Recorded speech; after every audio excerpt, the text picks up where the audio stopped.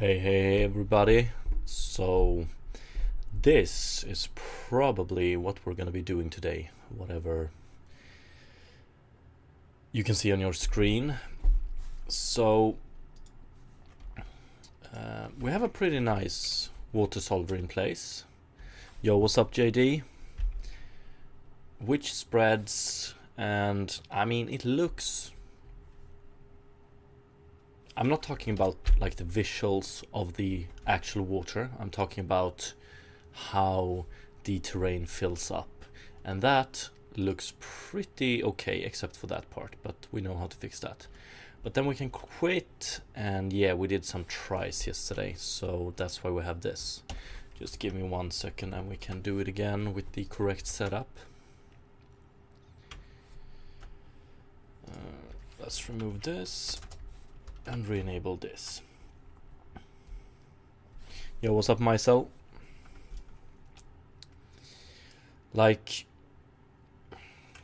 the fluid solver is in place, it fills up the terrain in a good way, everything looks okay, but I have some, like, the edges at certain places looks a little bit too jagged, and I really want to make sure that I've done everything I can to fix that issue. So we can take a look here. It's most of the time it's when water is flowing downwards, so we can see it here. I think I'm sort of okay with this. I'm not that okay with this part, and not this one. JD, not much. What are you working on? This damn thing. So the problem is itself is tied to topology, and topology, like topology, the topology pattern and the resolution itself of the mesh. So the reason we get this here is because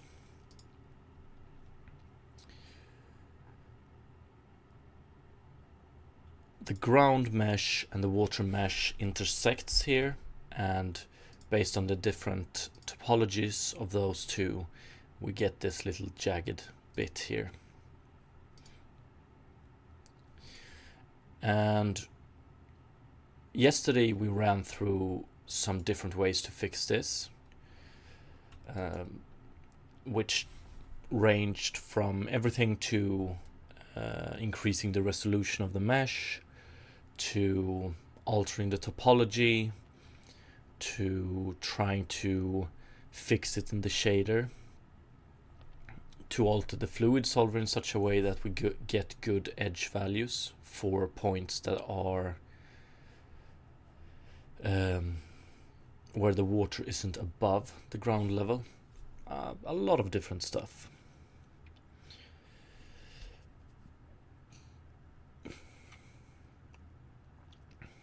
But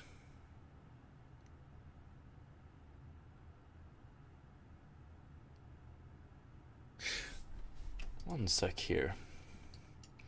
Maybe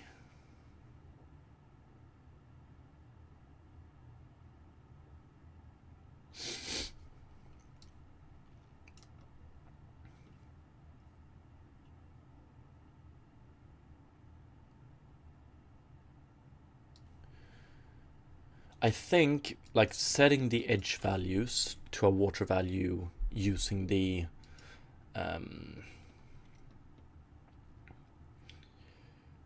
fluid simulator is the best option, but we also started exploring doing it with a tessellation shader.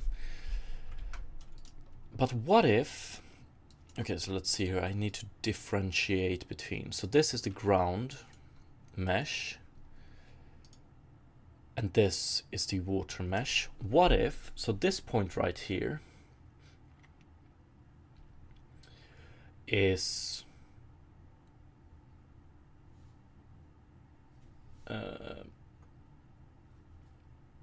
here we don't have any water, here we don't have any water, here we don't have any water. And right now we set it to, so this one has a water of 35. One sec, it should actually have water. This one should be like this, I think. Yeah. Okay, so this one has water. This one does have water.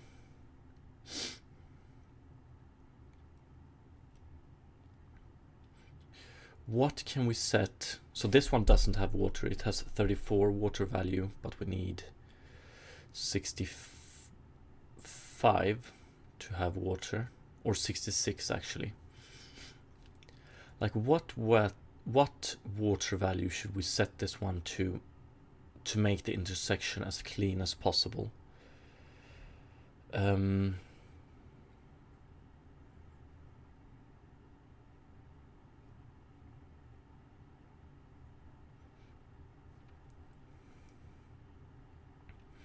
I wonder what would happen if we have it at 64.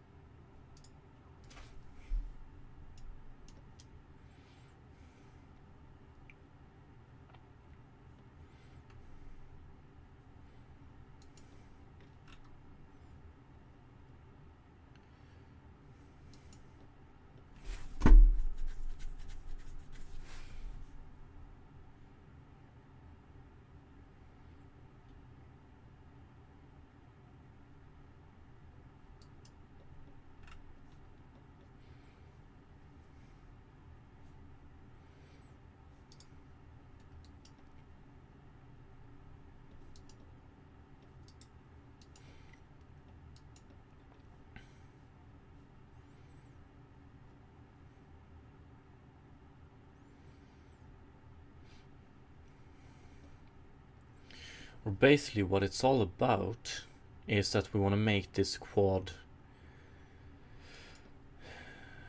even, I think. Or we want to make this quad not bend between vertices or between triangles. So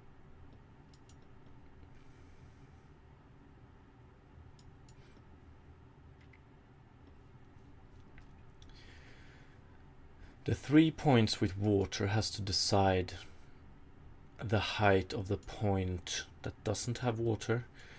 But I wonder, is this the only type of problem we have?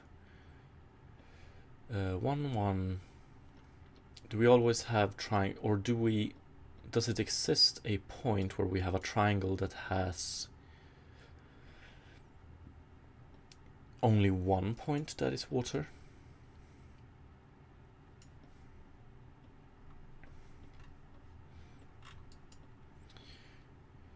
Because let's take this for instance. If we would make this one have the same angle as this one,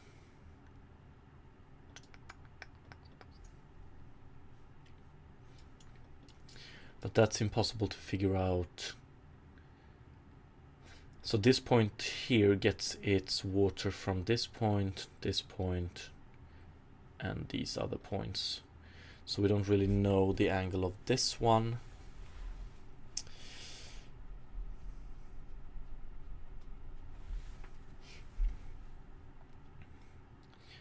Unless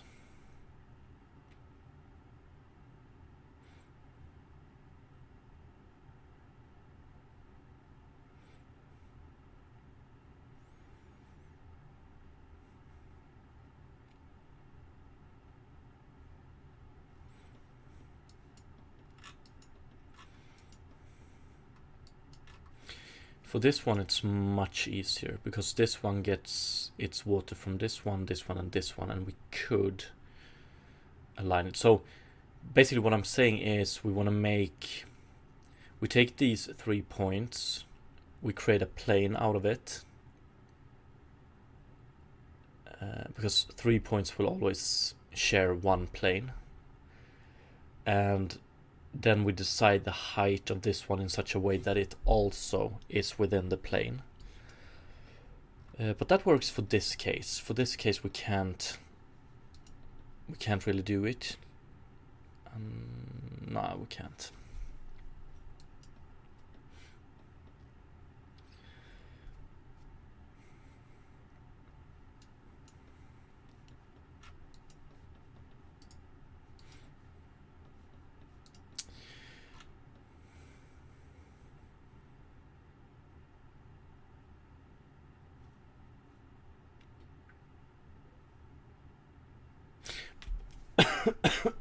But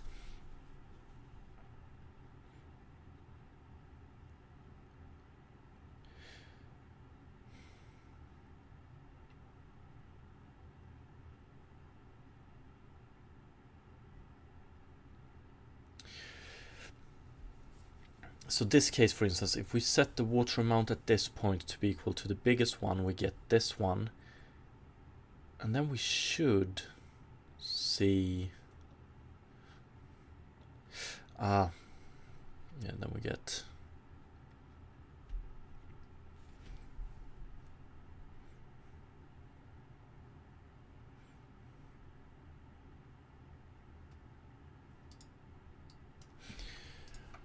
I want to try. So yesterday we also tried to make these so we made the topology the opposite.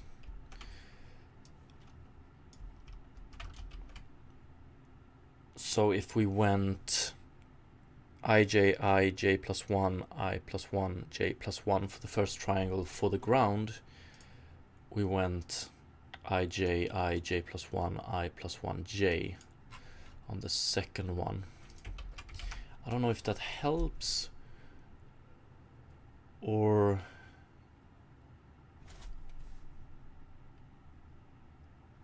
yo, what's up, Hercules? I'm not entirely sure if it helps or if it messes things up. What the fuck? Oh yeah. Triangles water.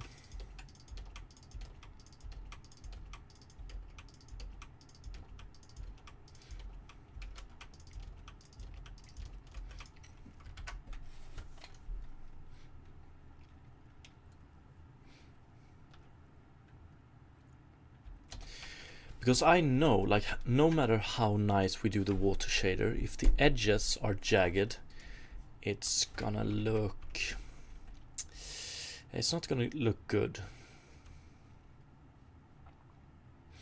That's for sure.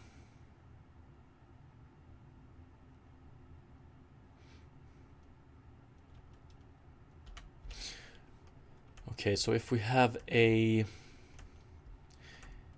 Yeah, if we have the same topology for the water and the ground, we get this type of issue. This side is good, this side is not. But okay, if we work with the same topology direction, maybe it's easier.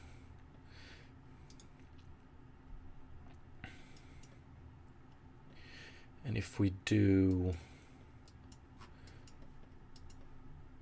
Actually, if we work with the same... Okay, so this side, since they are aligned, it fixes itself. But now, if we take a look at this point, now this point that is not above water, I don't think.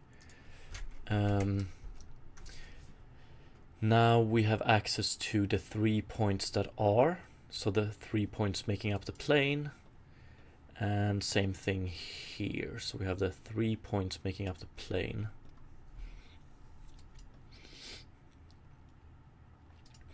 But let's see here, this one tries to spread to this one tries to spread to this one tries to spread to this one. So we have the points that are trying to spread.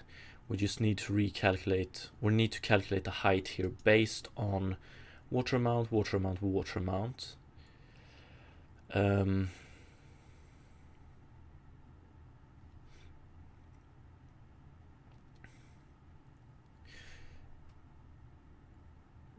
Because if we put this point in the same plane as made up from these three, we're okay. The question is, could that lead to a case where we adjust the water amount here to such a level that it actually overflows? I don't think so.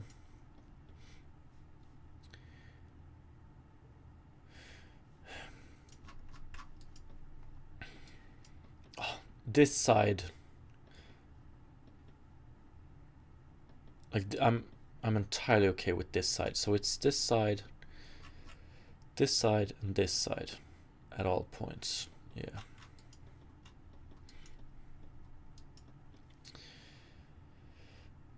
So we basically want to calculate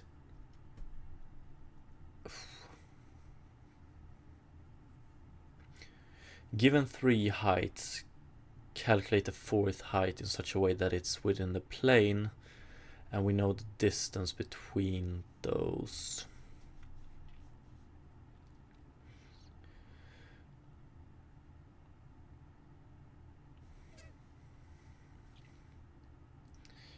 The question is, we could go about it as, like, when we are at this point, we can take all neighbors and calculate it, or if we could do it, so say for instance that we visit this point first and we try to spread to this point. We can't, so we adjust its height.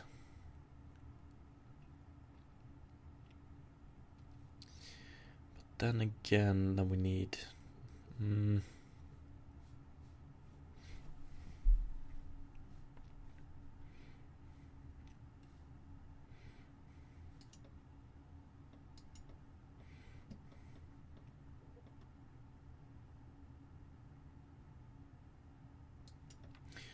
or actually,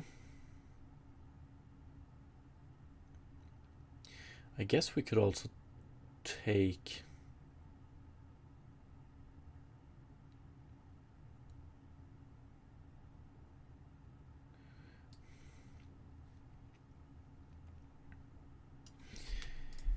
if we were to water 16, 80,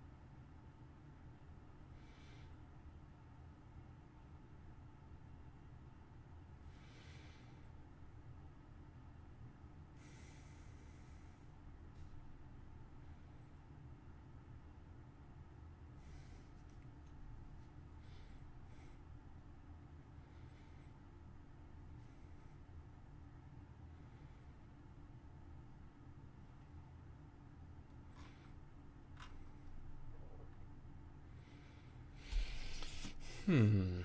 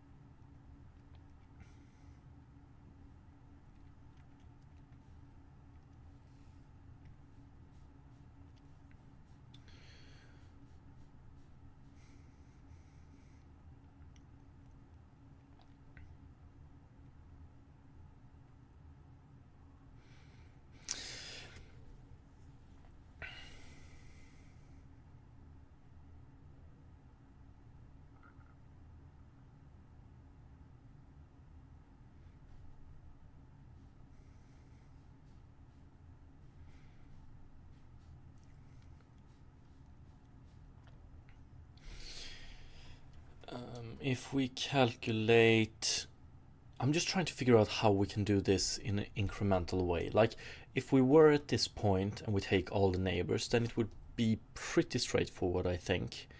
I would definitely have to look up how to fit 1 point in a plane made up of 3 points, but it's more straightforward. Then what I want to do is, like, I want to bake this into the algorithm without adding extra steps, extra array loop throughs and stuff like that. And I wonder if it's possible by doing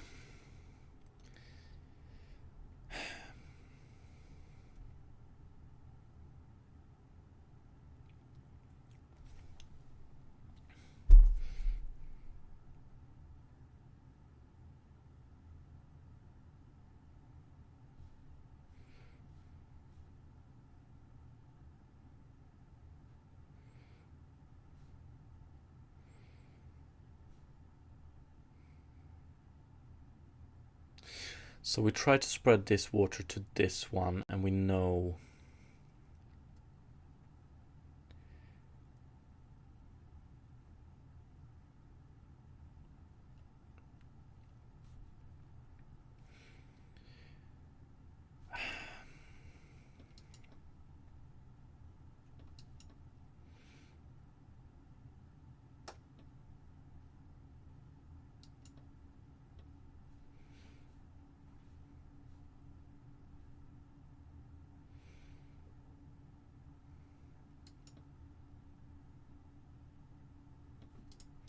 but then again,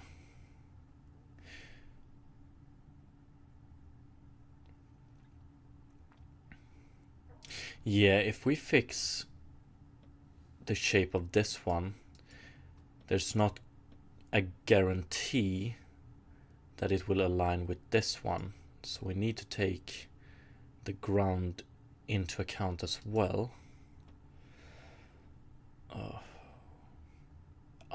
But maybe that makes it easier.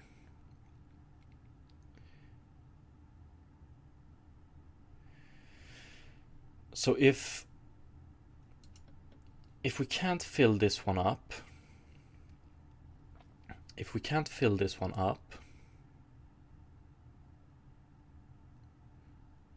and we're trying to do it diagonally, then we can set it to be half, or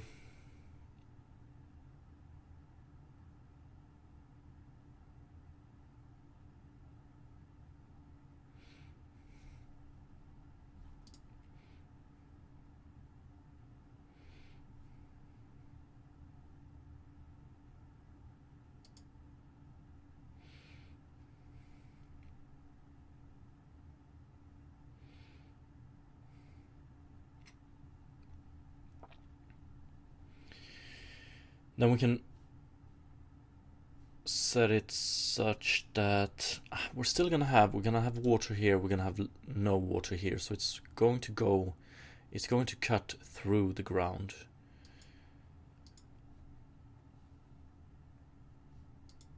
But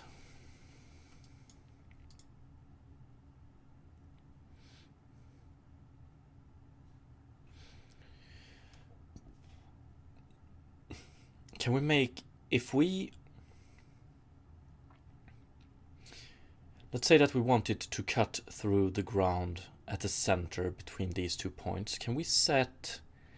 This one is above, this one is underneath. So if we spread the water diagonally, and we can't do it, then we set the water amount here to be equal to the ground level here minus the difference between water level and ground level here. Would that give us a good... If we only had those two to worry about, it would probably give us a good intersection, I think. So it would look...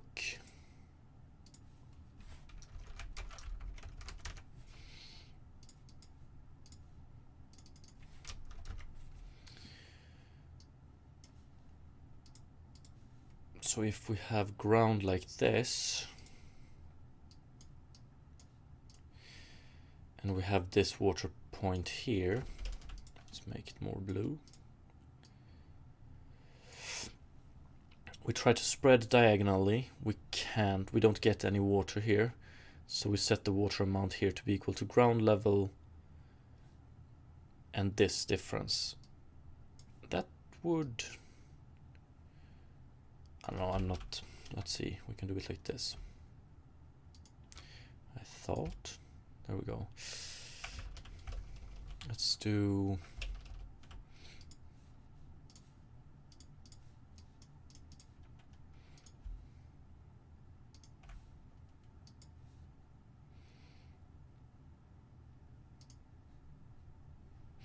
It's gonna be rough still, but... yeah, probably have some... But it should lead us roughly to the middle. The question is that enough to just base it on that one? The topology is aligned. How much of an effect will these have? Fuck, I think it should... let's try it. It shouldn't be too hard. I don't think. I think we have everything we need in terrain. So this is where we want to fix it.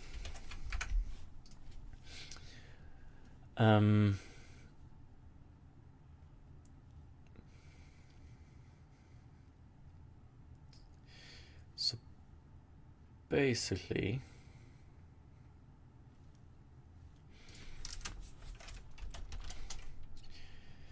is diagonal neighbor.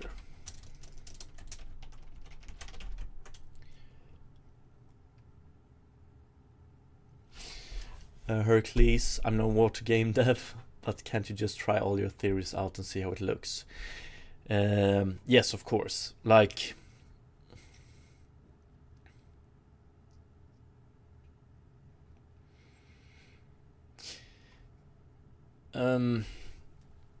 usually how I go about this might not be the best way, but this is usually how I go about things, is that I try to come up with different approaches to a problem, and depending on how much work and like, then I try to disprove that theory, and depending on how much work goes into that theory to actually implement it, like if I need a lot of work to try a theory out, then I put a lot of effort in trying to disprove it before I write any code, because that's like one of the worst feelings when you have worked on a problem and you think you have a solution and you work on that solution for like 3-4 hours, and then it turns out that it had this little detail that made it unavailable, or but this one, I think it's pretty straight. Like yesterday we tried doing average value, doing max height. It was pretty straightforward, so didn't put that much weight into trying to disprove it before we implemented it. Turns out both didn't work.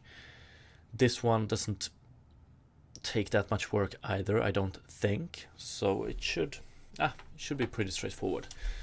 So is diagonal neighbor, we need to check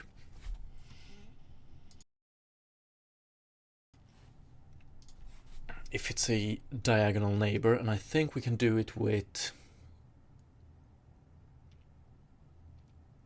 yeah, here we have a problem again.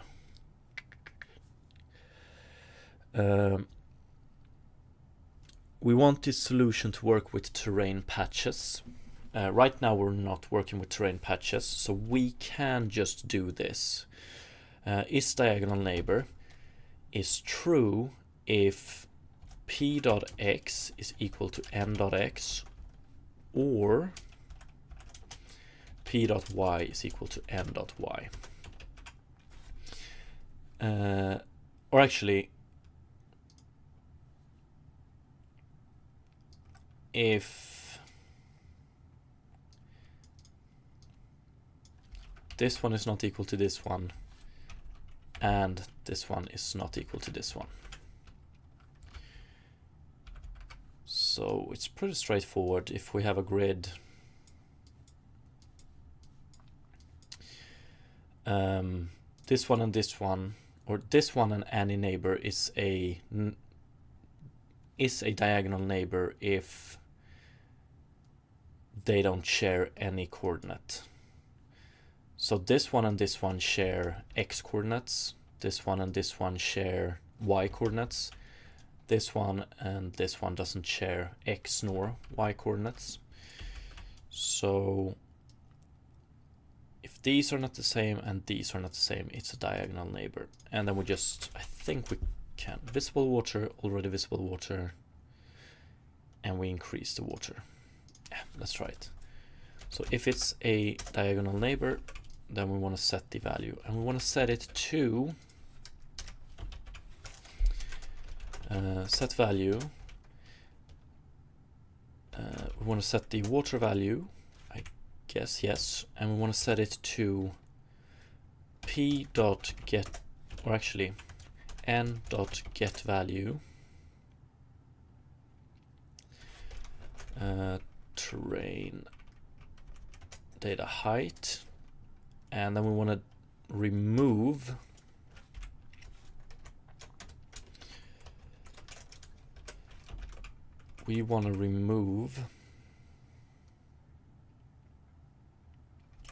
let's put this one in a new line.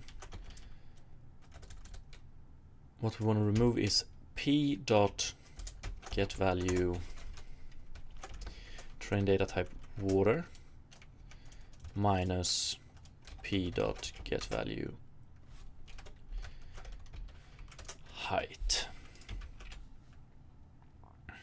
We're pretty much assuming here right now that water for p is bigger than water for p is bigger than height of p. And I think we can do this assumption with a clear conscience, because if this wasn't true for p, it wouldn't be able to spread water to n. So this one is bigger than this one for this one. So this one is always positive. So we will always remove something from the height. Let's try it.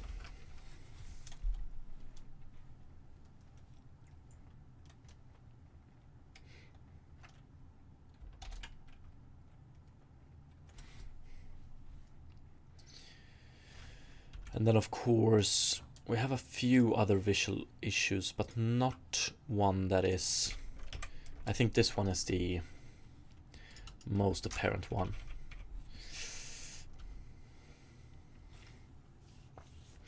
We're gonna have to fix this while we're spreading as well, because right now we only fix it in the final state. The spreading looks sorta okay though. Okay.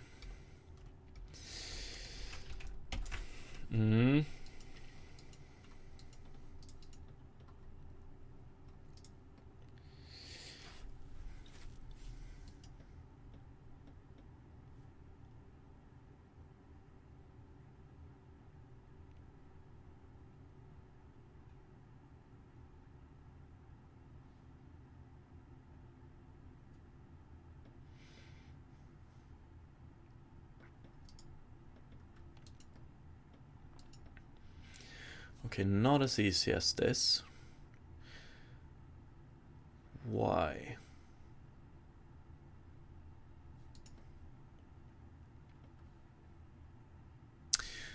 That is true. So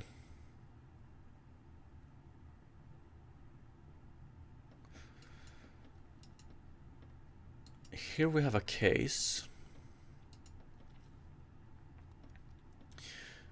Let's see here.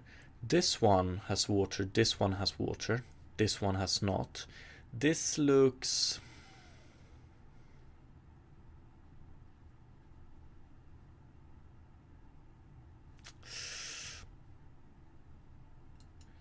not that good, but not that bad either.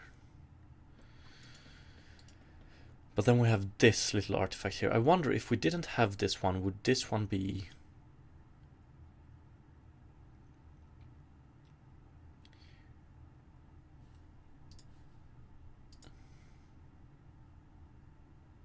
Yeah, maybe. Maybe.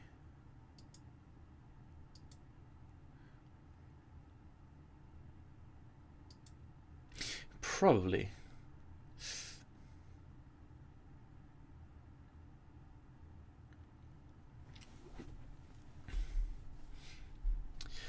Okay, so we have two different cases. So this one, for instance, this one has water from this one, water from this one. And I think it would look kind of okay without this one. Let's see. I think so. Would it? But this is a case we didn't think about. So this node right here, it can't get water from this one. It can't get water from this one. But thanks to our calculations, it gets its height from this one, which means that we will get something like this.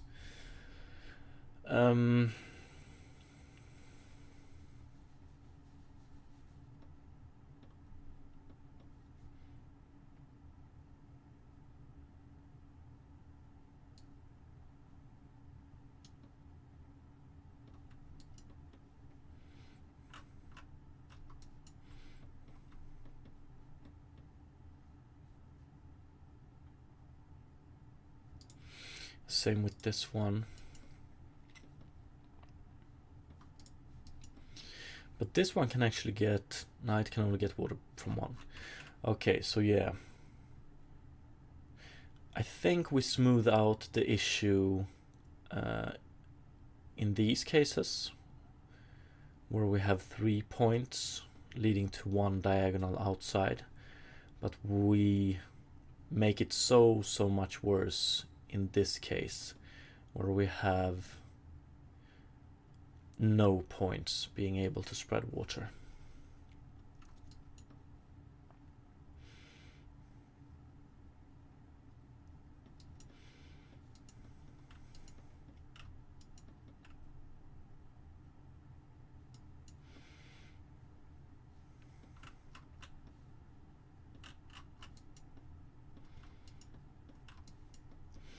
What happens here? Do we have the same problem here? Here we actually have 2, I think. Yeah, this one spreads to this one, but it can't. And this one spreads to this one, but it can't. What if...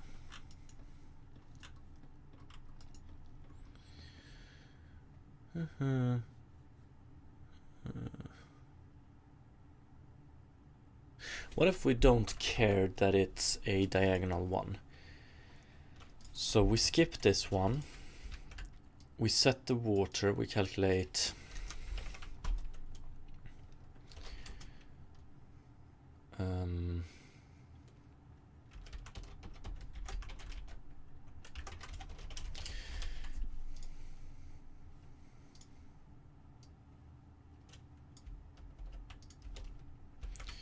calculate this one.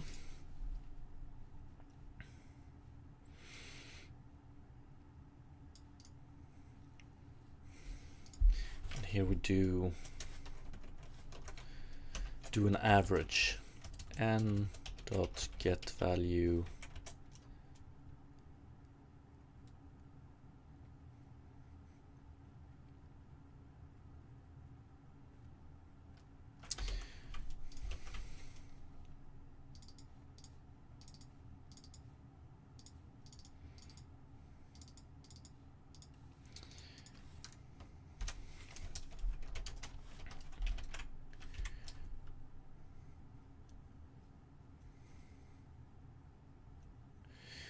if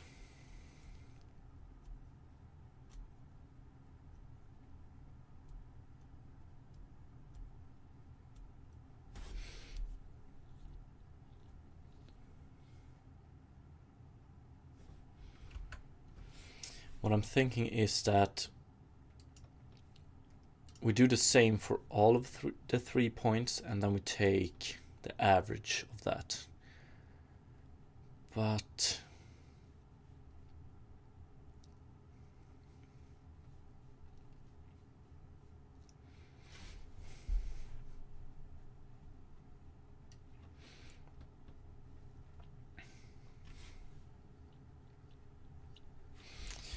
let's try it. We're gonna have to worry about if the point already has water, but that's okay.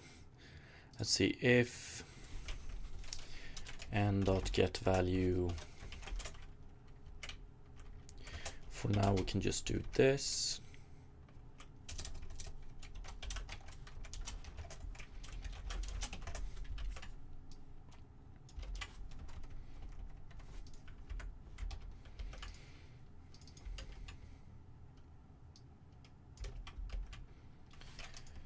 And in the other case, we do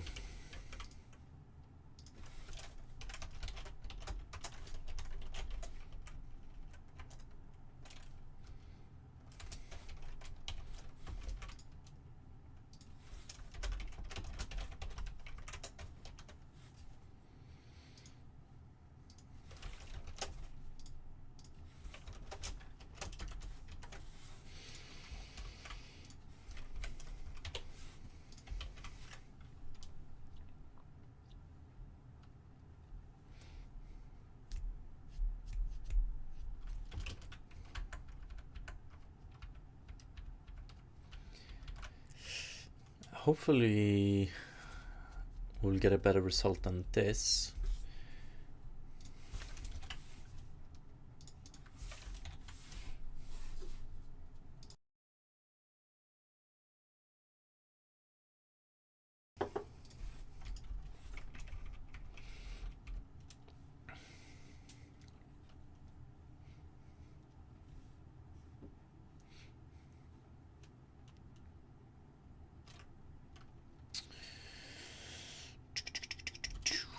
Nope.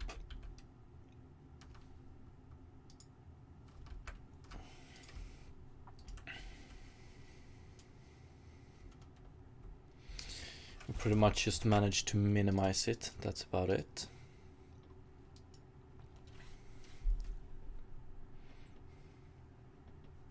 This still sucks. Oops.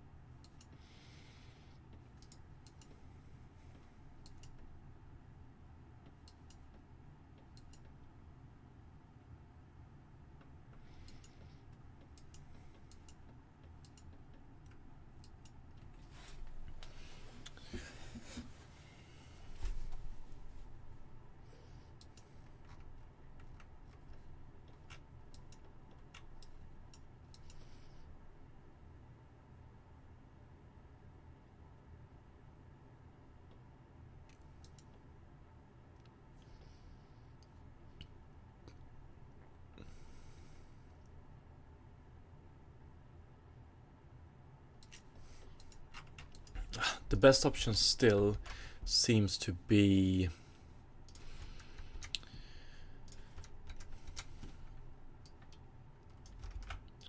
what is it?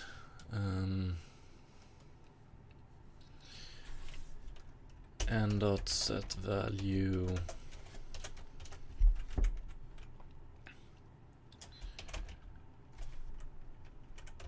water p dot get value.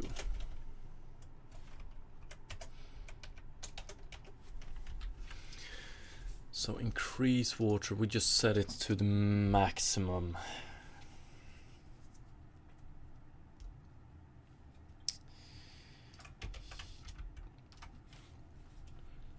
So doing it like this, if this succeeds, is basically the equal of letting the we give all intersection power to the ground.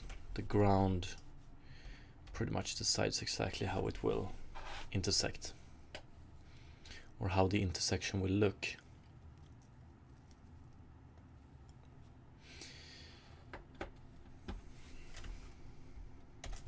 Oops, fuck, clicked the wrong button.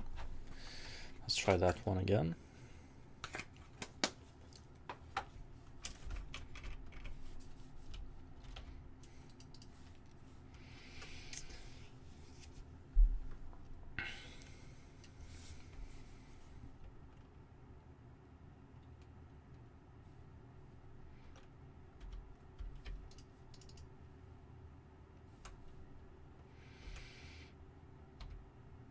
$101, 75.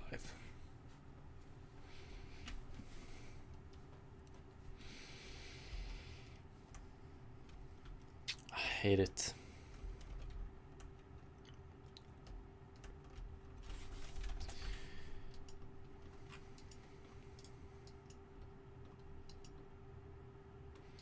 So in this case, we pretty much set this point to have the same height as this one, which means that this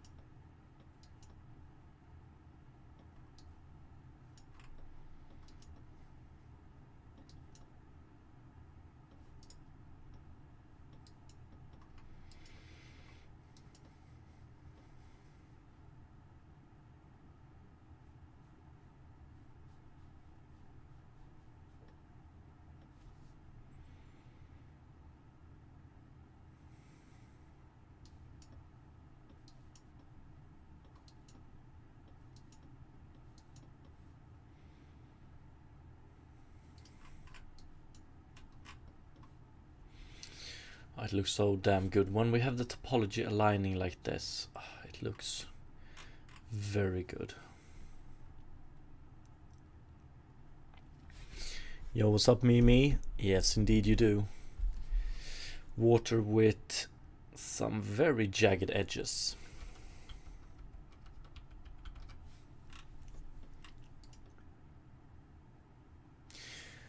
Actually, when we do it like this, we also get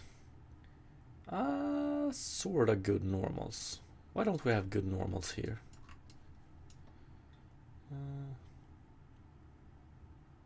Fuck.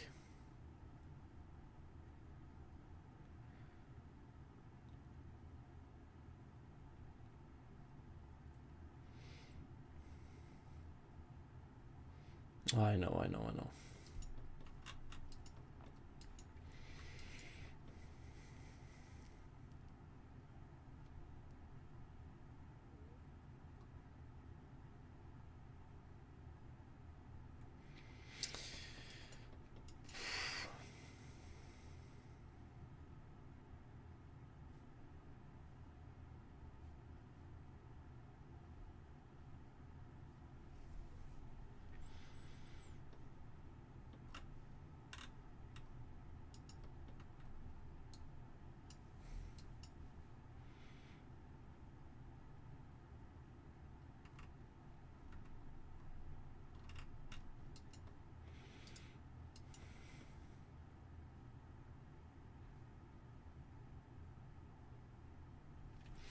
Hercules, do you update your unit version as you develop, or do you stay with the one you started with? Currently, I've just stayed with the one I started with, but I do plan to, like when Unity 6 is in a stable state enough for me, I'm gonna update the project to Unity 6.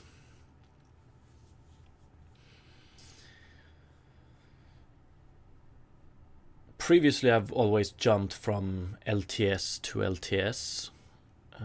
That's the correct abbreviation, right? But I started doing this project when, let's just say that the universal render pipeline, it was in a pretty experimental state, so it changed a lot between versions, and that's why I decided to just stick with this version until I noticed, like, until they don't do that broad or that many changes to the URP and custom renderer feature. But we'll see. Unity 6 looks promising. Yes, indeed it does. I just hope that the core features are like perfect, like stable, and won't change that much.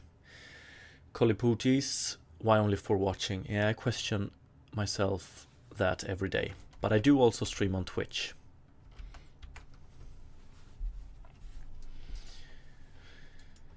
Let's see.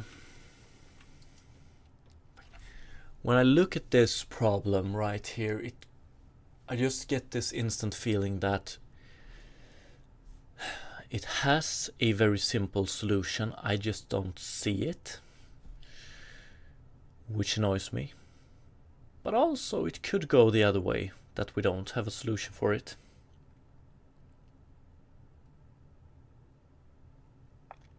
Kaliputus, I believe I've watched a few of your videos and they are high quality than everyone else.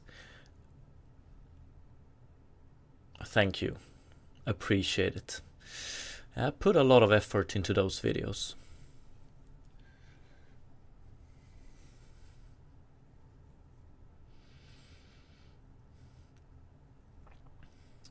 But I mean, like my devlog videos are quite a bit different from my streams. Like during my streams, you can actually see me bash my head against the problem for a long time, while my videos, I just try to condense it into like around 10 minutes, just to get all the information and no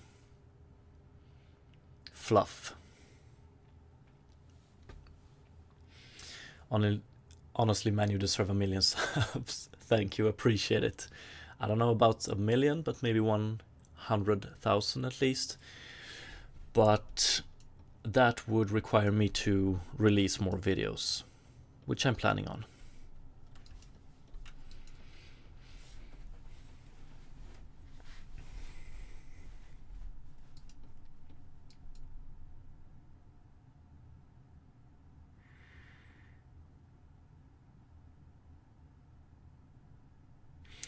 I don't know. I'm trying to. Let's just take up Blender and do some drawing.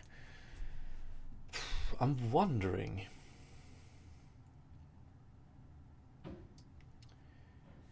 And let's just try and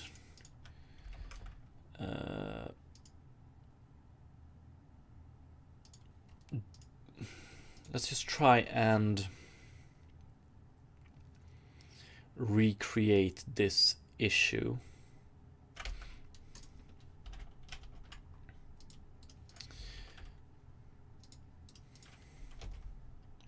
What do we have? Yeah, let's make it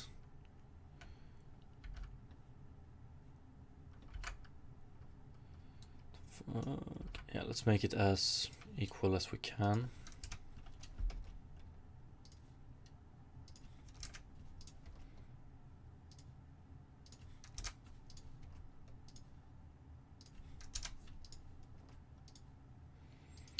So we have something like this, and then we have an exactly similar one, and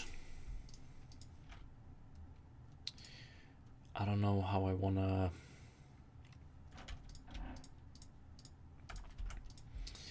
how do we wanna alter this one?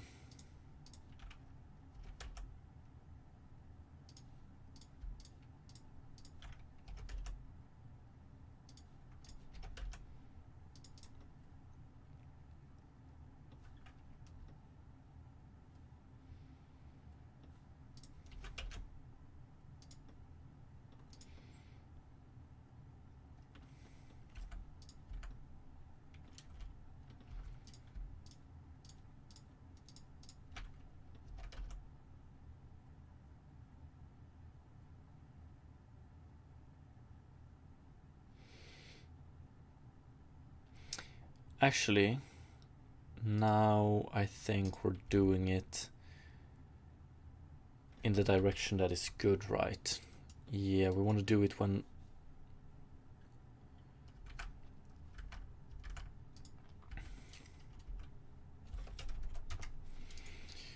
we want to do it in the opposite direction.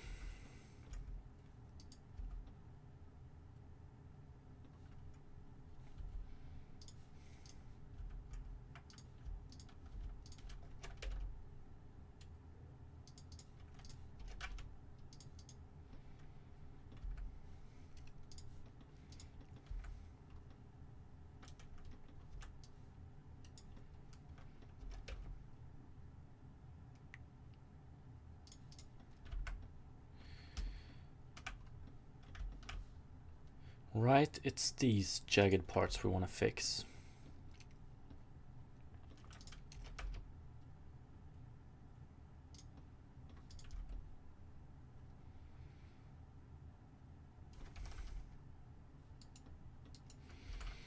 Worst case scenario, we have something like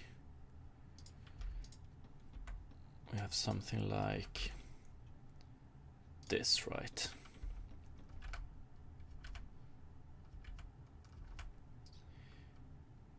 Or actually, let's say worst case scenario.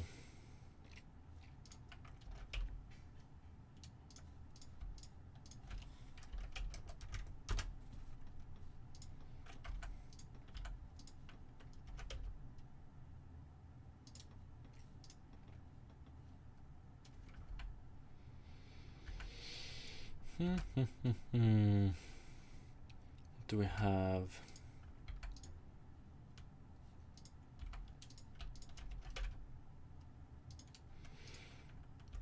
I think this is our worst case scenario. This one is above. This one is above, but this one is below. Here we go.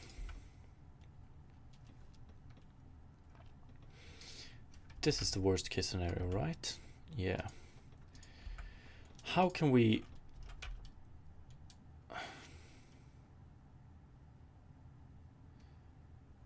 Honestly, I don't know.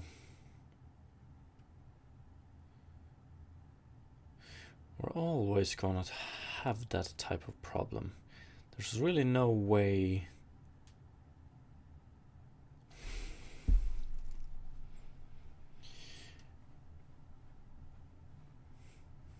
Like, there's no way we can fix it, I don't think. Or it's no way we can align this one.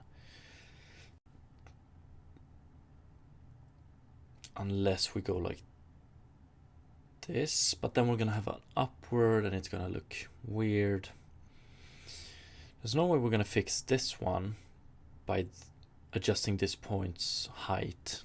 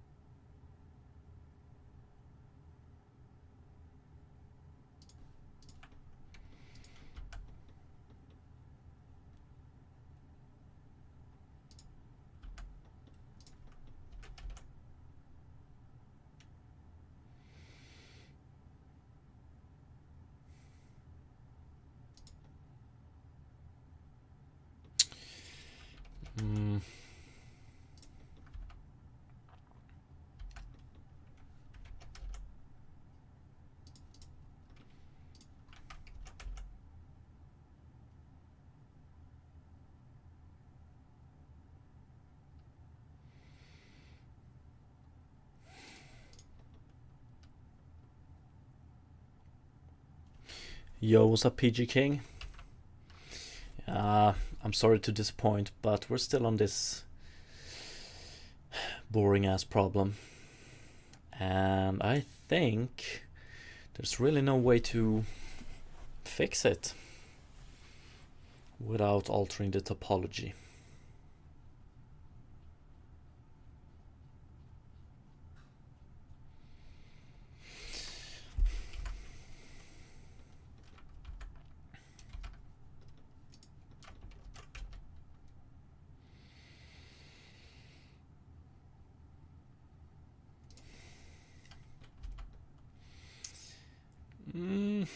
Could make it less apparent, but it's always going to look shit compared to the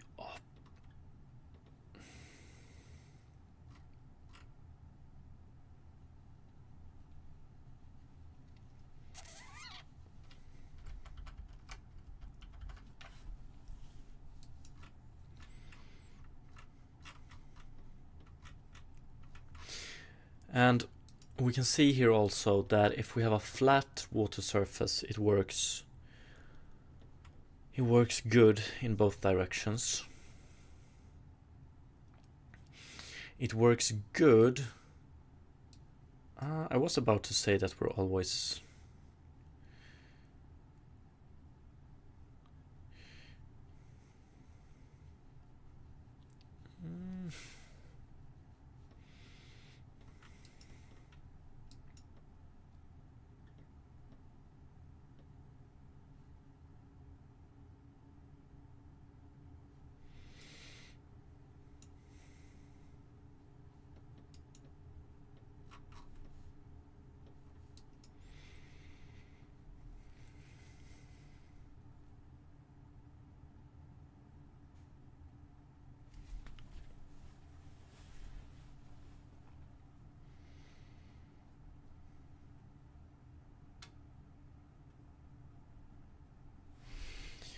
what if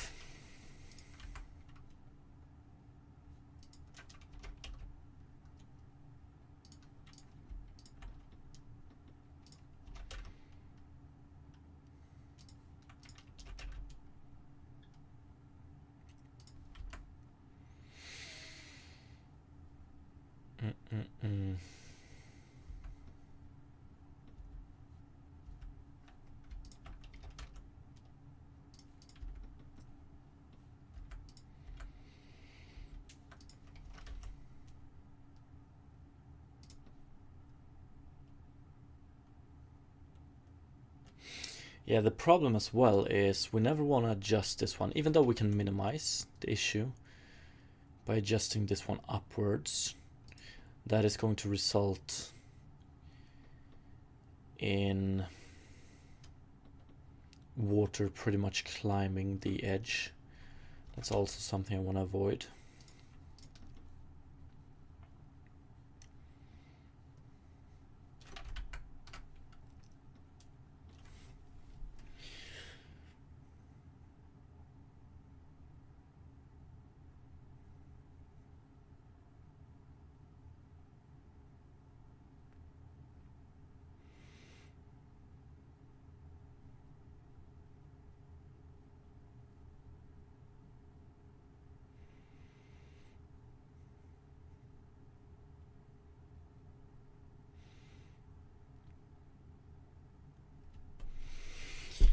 Okay, adding more.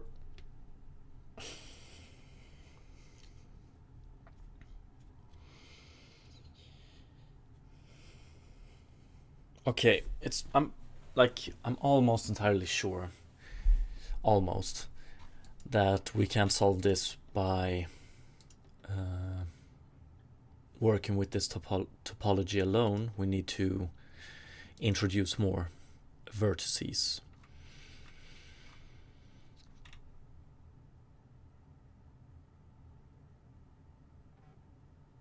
But I wonder.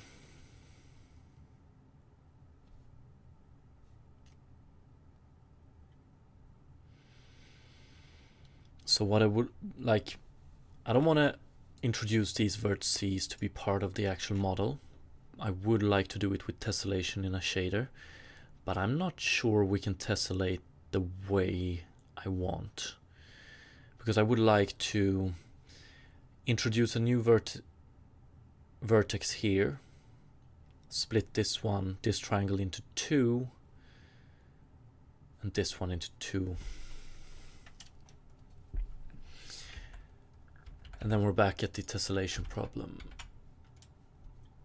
And that would be, we don't want to split this one nor this one, but we want to split this one into two. And if I understand correctly, the inside triangle into two. So I would assume that it would be something like this.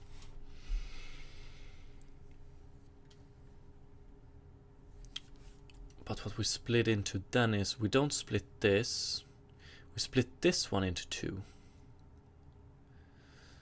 And we split this triangle, we add a point there. Yeah, that's not what I want. I'm not even sure.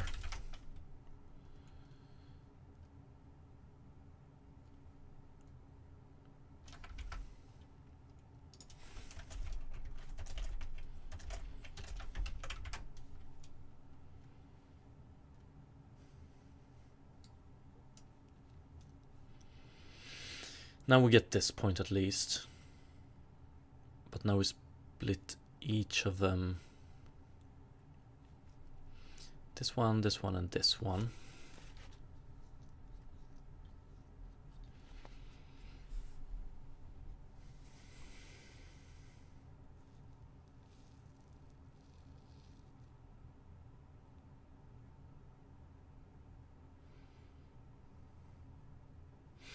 I'm also wondering, I think it's the water we want to split, right?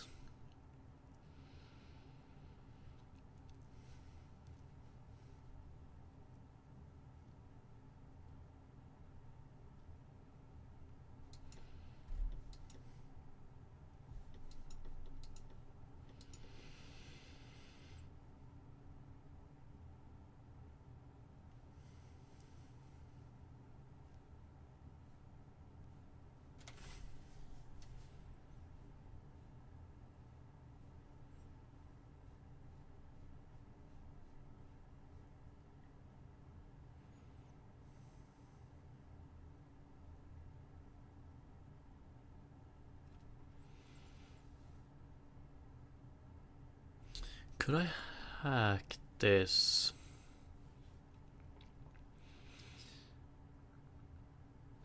If we just work with, let's reset this one.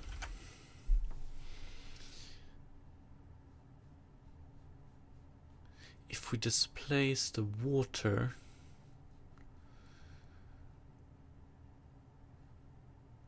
what would happen if we did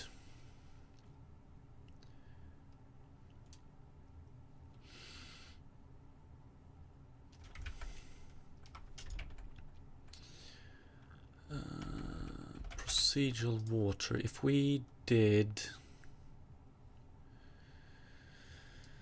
okay, we get a UV here. Let's just do...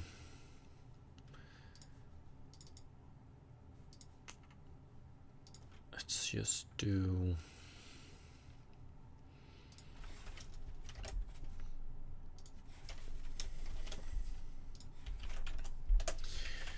What if we did... Do we have the water texture here? Terrain data texture, beautiful. So what if we would do...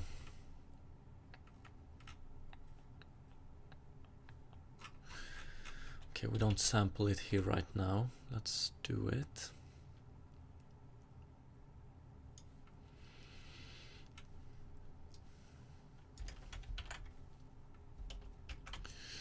Sample terrain data. Ah, but one sec, we can't.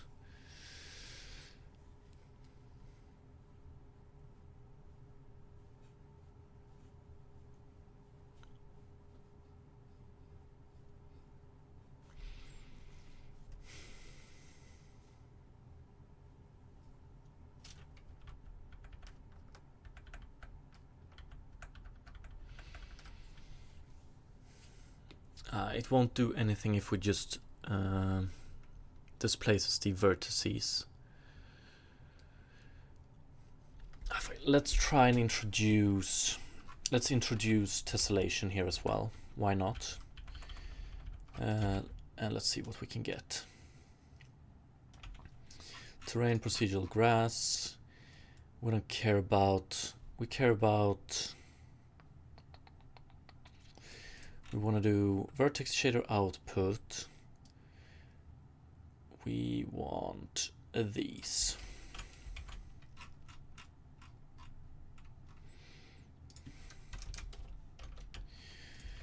Hull shader control point output, hull shader patch constant function output, and domain shader output. And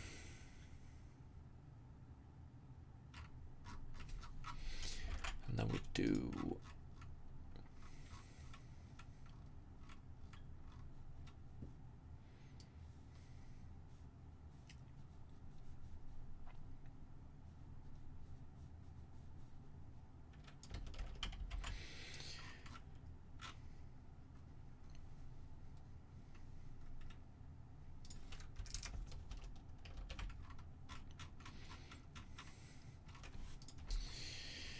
is out of bounds, is point out of frost.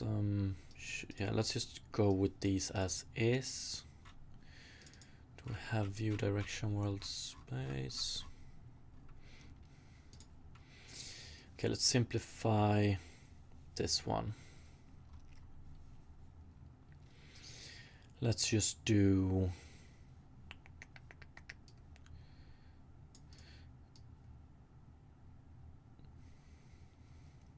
yeah, we can reintroduce distance-based tessellation eventually.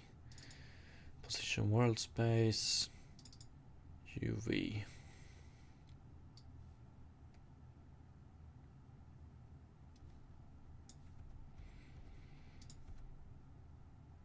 One sec. This one we need.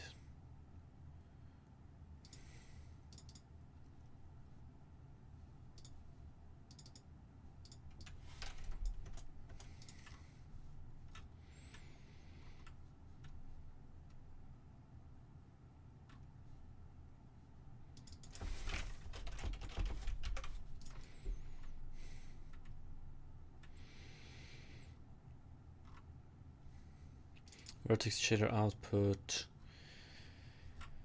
and here domain shader output. Okay, let's put domain shader output here.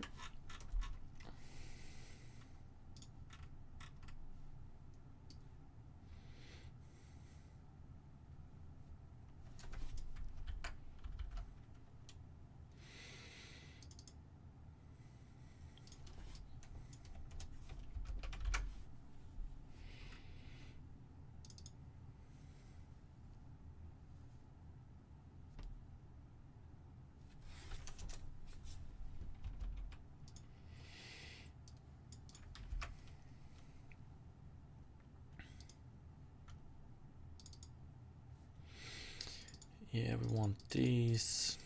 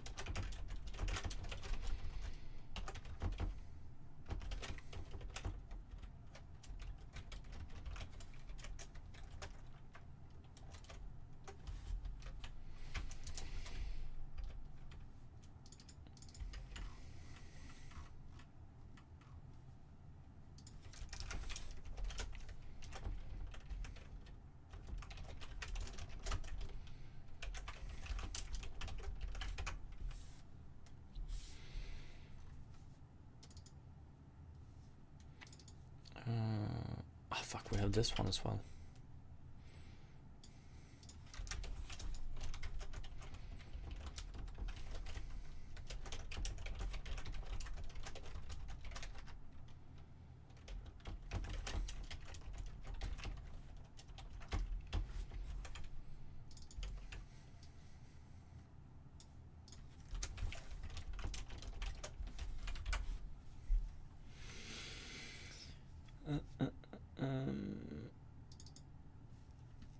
View direction, world, space. Huh? View direction, world, space. Do we don't view direction, world, space, domain shader output? Yeah, we don't have it.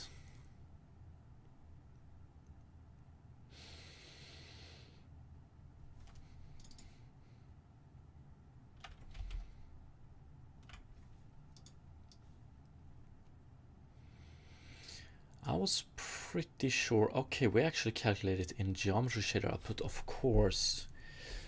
View direction, world, space, normal 2. So I guess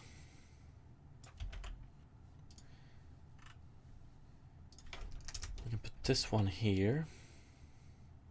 Fuck, I'm still worried about these ones actually.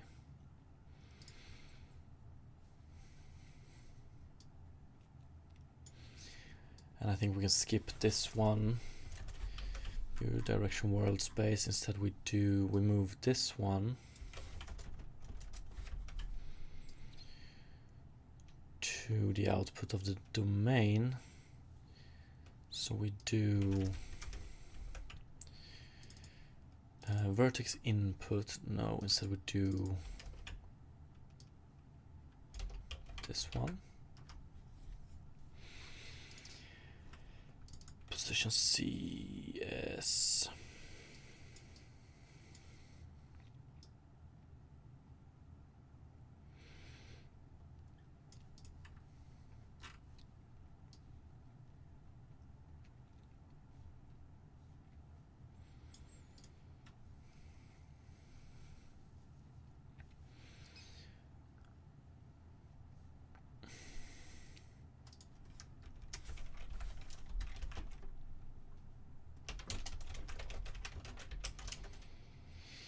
I want to set SV position, but I'm not sure.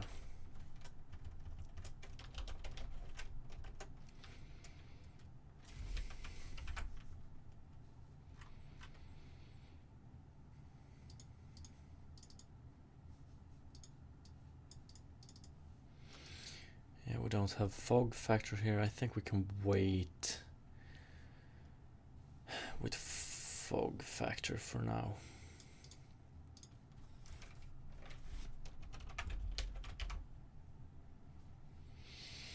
Okay.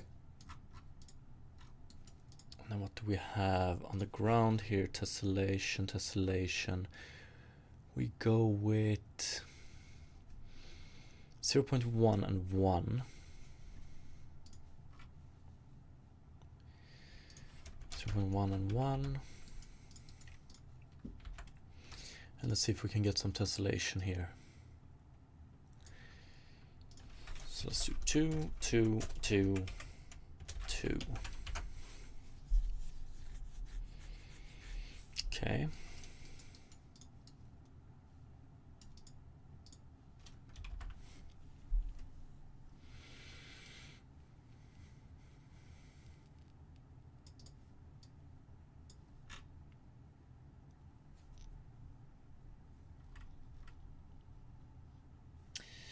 In 1 sec, we need to define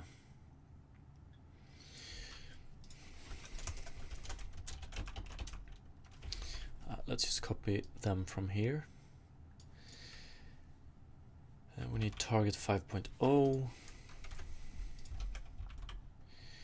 more geometry? We don't want a geometry shader, so I don't think we need to include this one.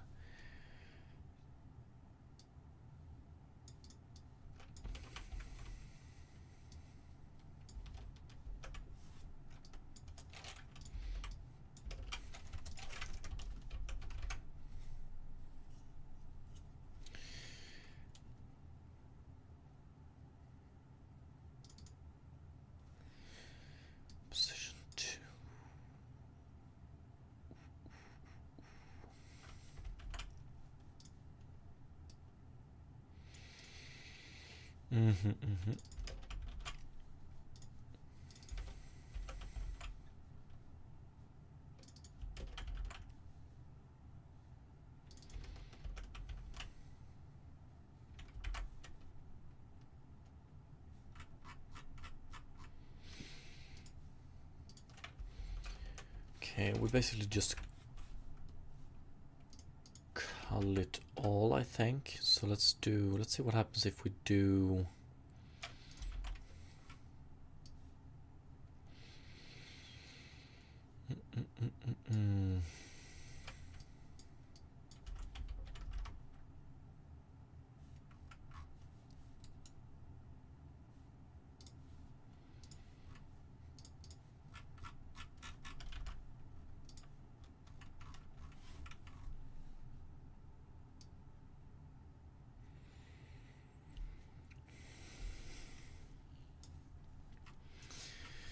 do we calculate position CS here? We don't.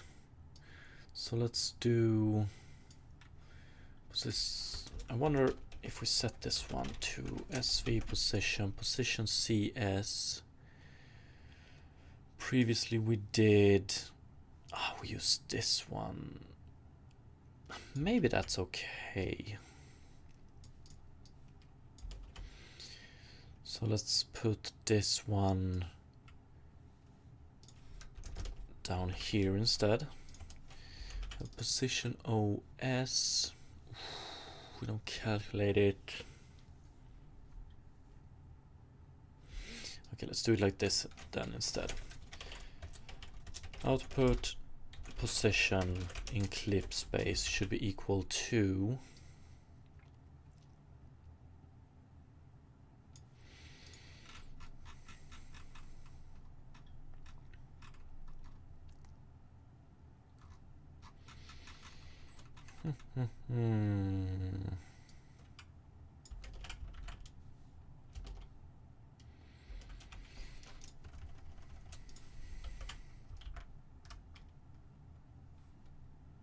Thank you. Okay, so now we have tessellation going here. Would that if we take these points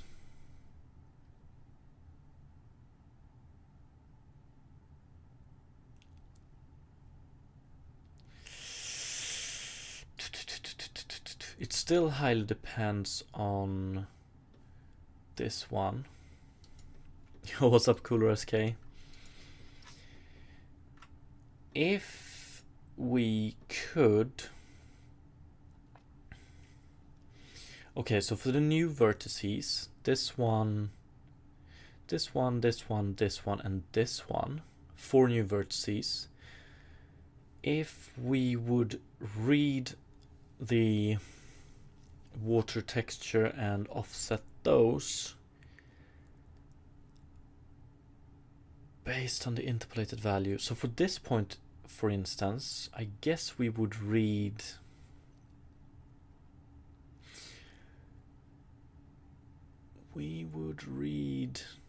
this one, and this one, but does it really make a difference? The fuck?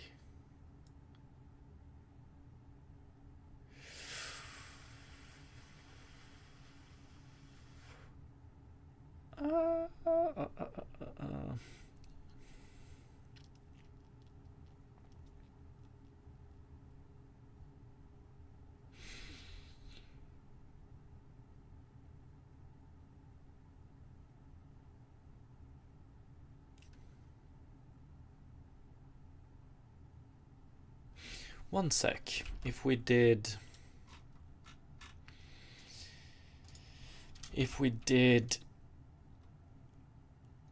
this one, and this one, and nothing else. So what is it?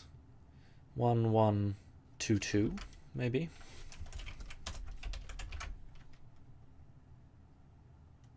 Almost.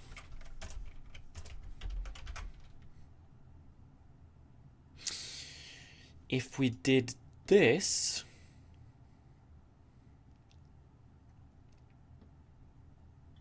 maybe. If we did this, and we set the vertex heights here to be equal to the ground,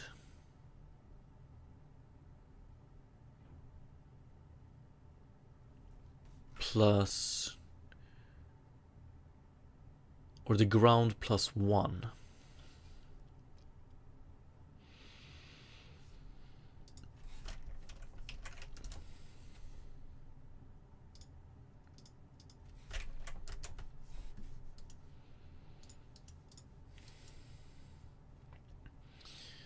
That would fix this issue, definitely.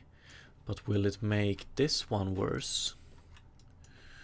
What do we have here? If we look at it like... What's the original? It's this one.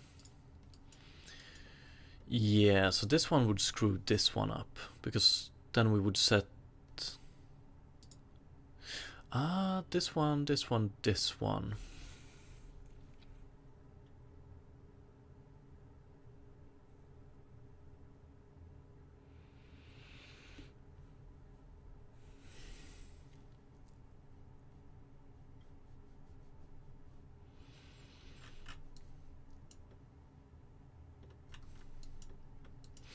Yeah, we would fix this one and screw up this one, I think. Or...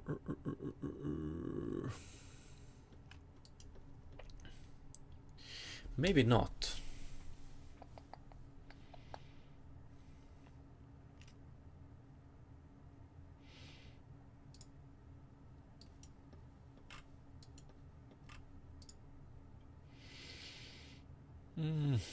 We would.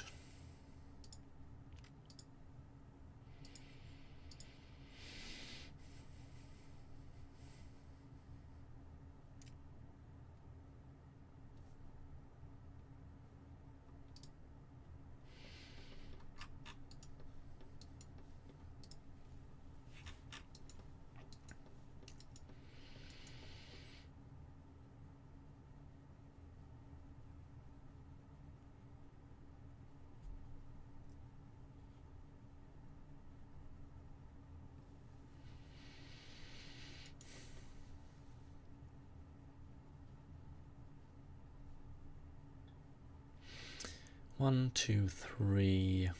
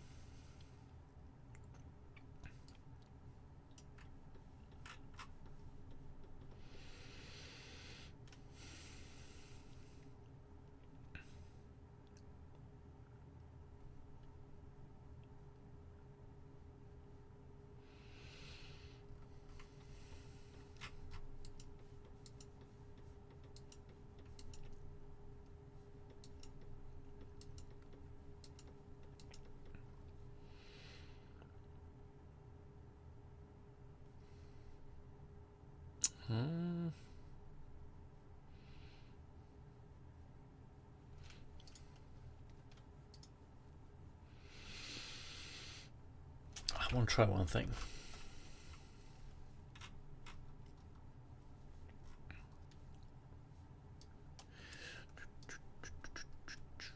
Position world space.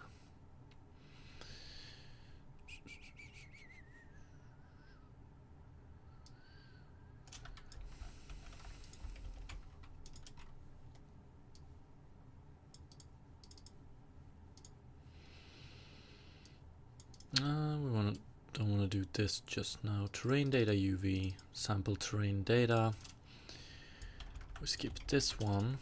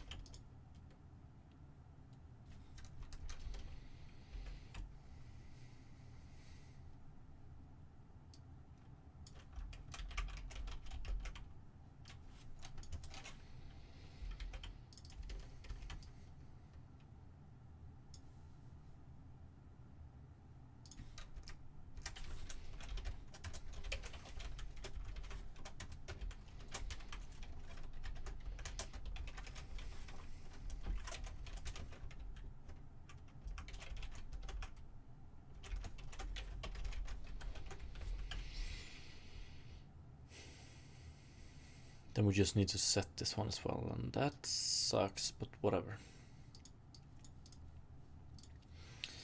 Water data texture.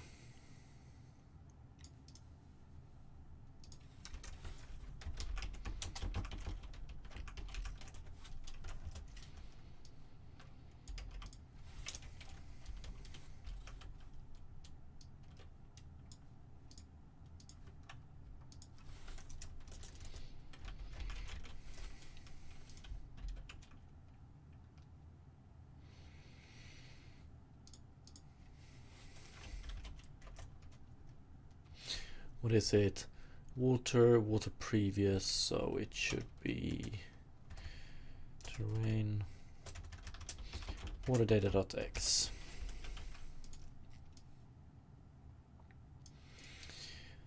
Here we use a barycentric interpolated coordinate.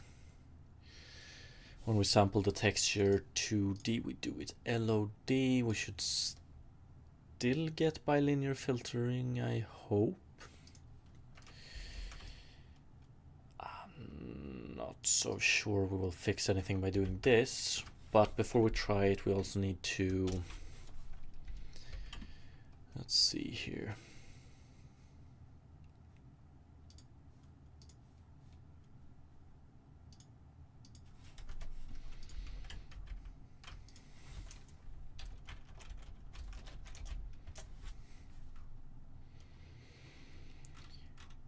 We need to set some data. Water mesh.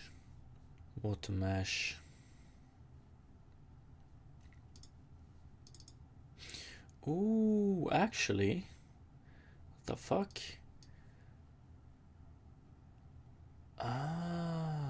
Okay, we already have that figured out. So terrain data is water data in this one, if I am to believe the code here. Very nice.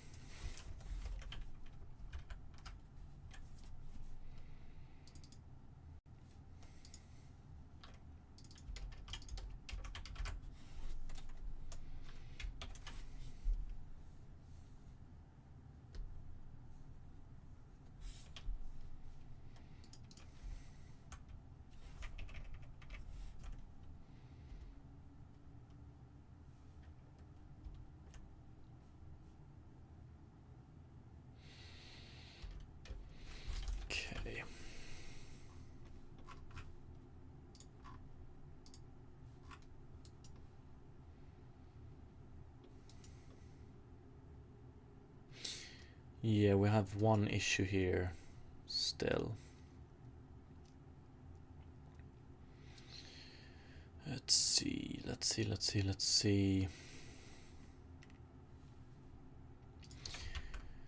We also need to do terrain,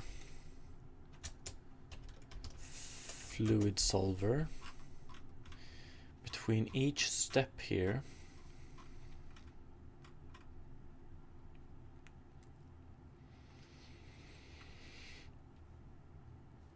while is minima, I guess we need to do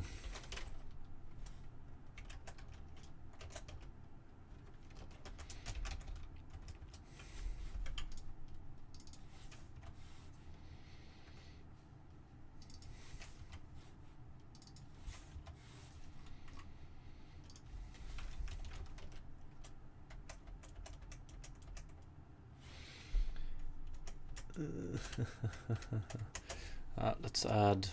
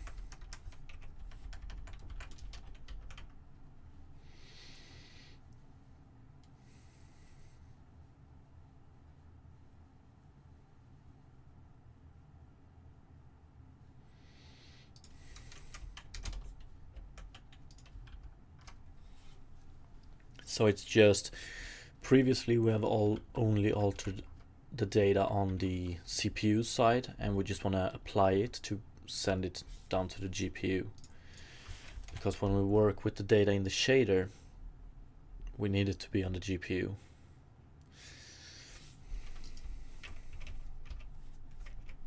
Hopefully we will see it now. Nice. And honestly, it's not that slow. Okay, good to know.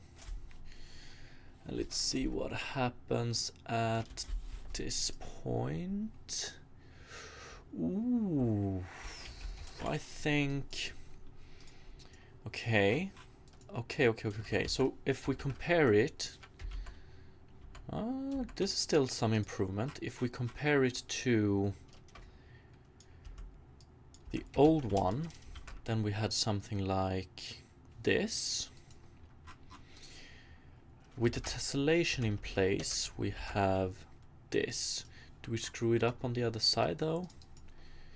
Fuck no, we don't. But still, the fuck, it's jagged. It's quite jagged still. But I mean, it's better. But then I wonder, right now we take, how do we calculate terrain, fluid solver, how do we calculate this one? We just set the neighbor value to be equal to the source if we increase the water. Okay. Because now I wonder, is this the best solution for this case? Maybe maybe not. What would happen if we instead went with the lowest one? So if we went with the lowest one, let's see. I want to jump back to this one. Let's just do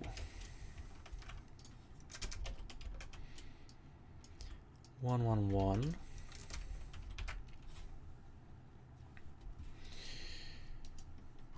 Okay, so this is how it looks by default if we go with the max one.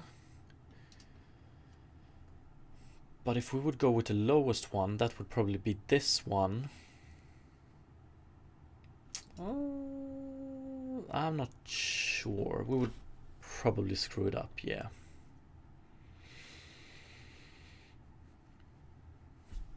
Okay, so we don't want to do that. But I mean,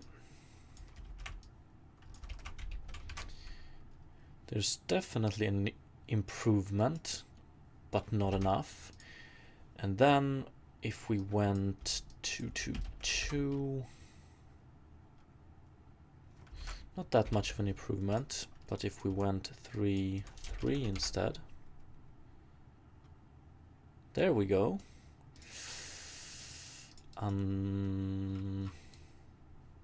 Except for at this point. It's not worth it in the end, I don't think. I mean, it's an improvement, but not that much, honestly.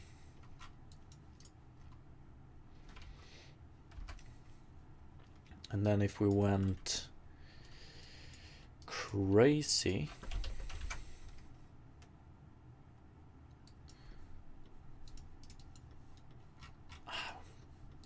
it's still the resolution of the texture is like it controls how good it can actually get. And the resolution is pretty rough, that's for sure. But I mean,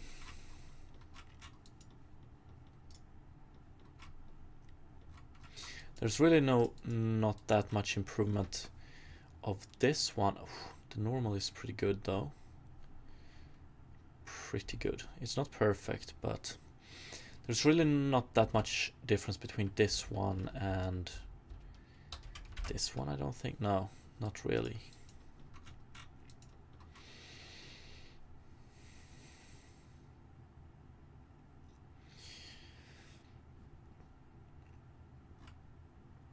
But then on the other hand, so right now we take the maximum value of this one.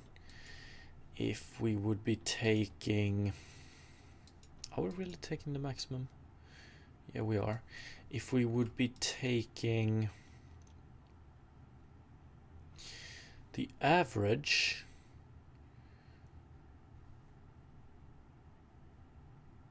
the average, then we would get the average of these three, put it here.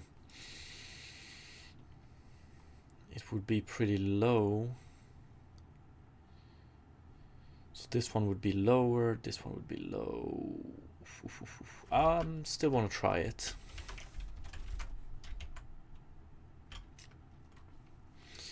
It should be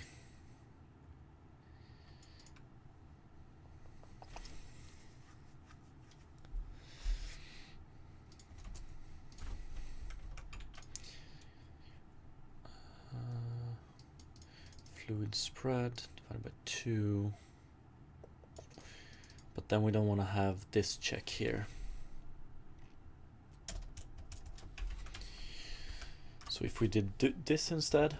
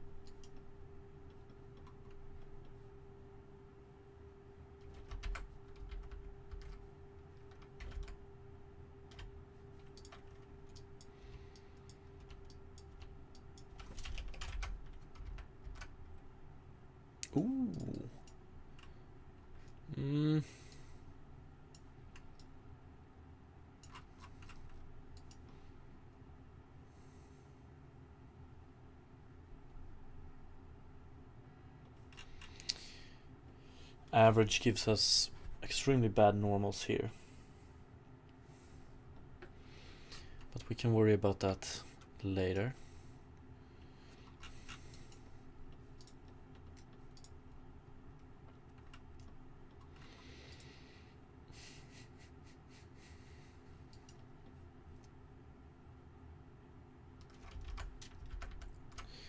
And if we go 1, 1,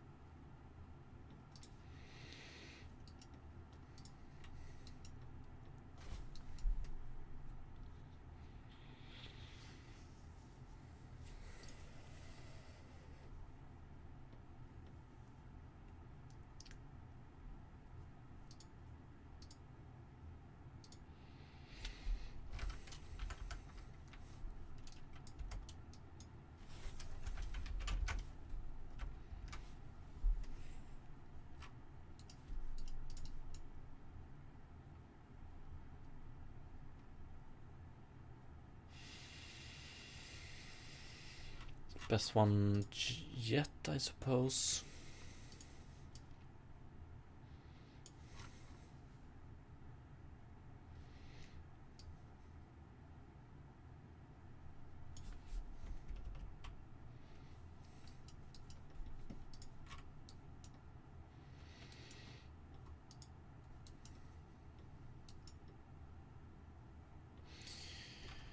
We want to include, when we recalculate the position here, we want to include position plus water vertical offset.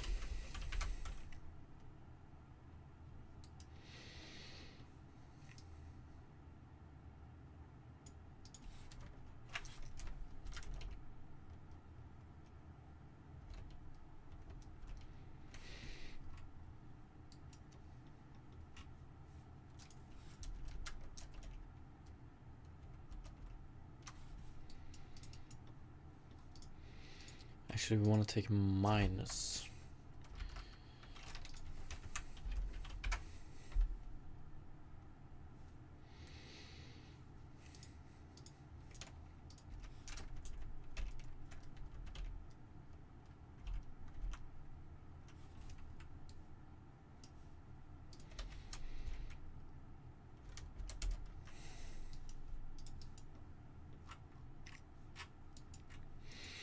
I mean, it's definitely better, but I don't think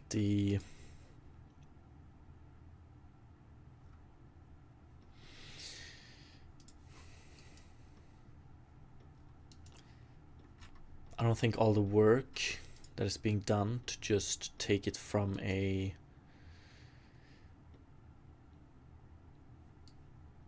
not so nice result to a still not so nice result is worth it.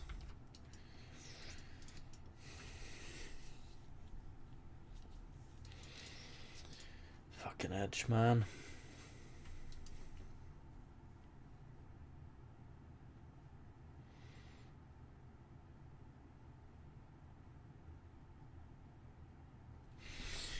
Yo, what's up, Divine?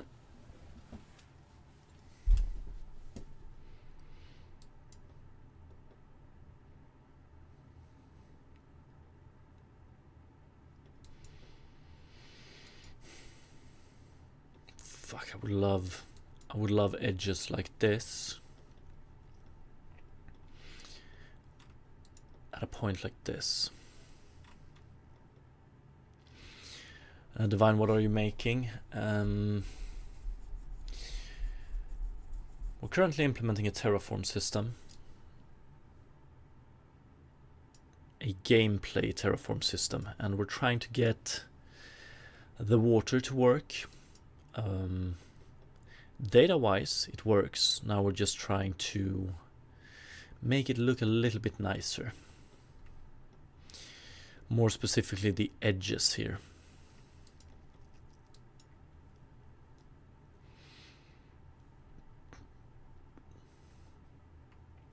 And then again, the water might move.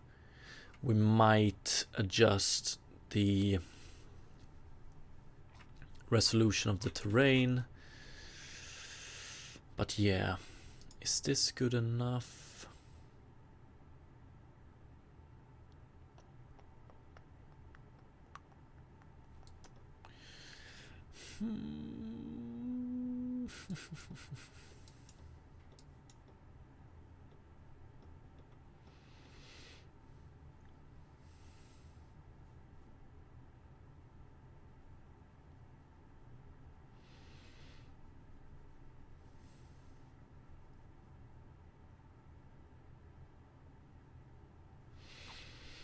If we did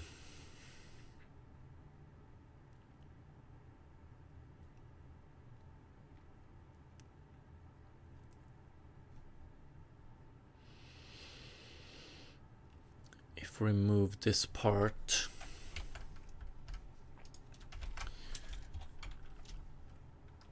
time for sleep was up. Good luck on your journey making this game. Thank you, appreciate it.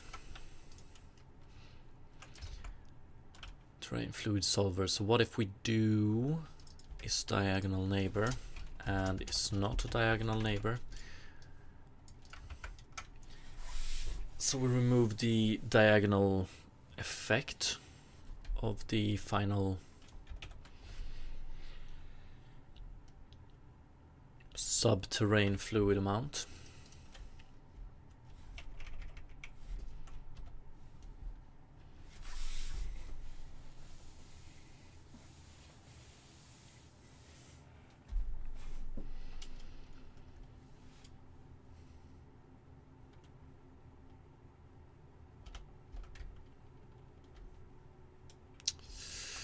It's worse.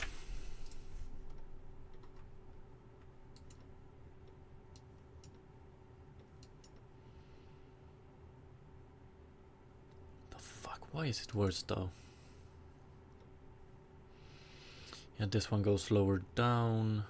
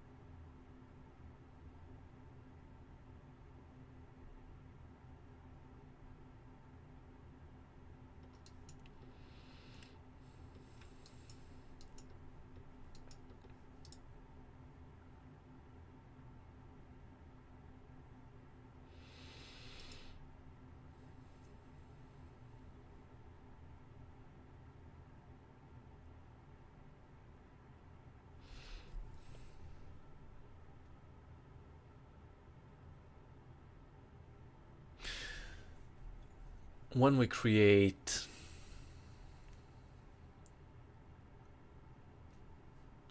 the mesh, I'm almost at the point where I'm thinking about if we generate the mesh in such a way that we actually get a point in the middle, so each quad is actually 4 triangles, how much would that help us?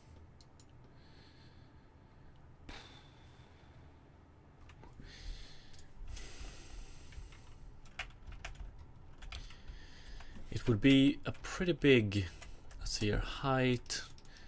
Would that even help us in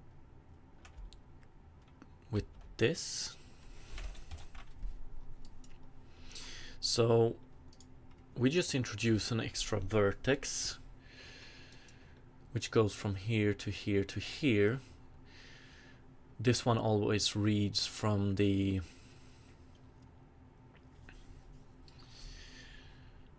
middle of the pixel, or between 4 pixels, so it takes the average of those 4.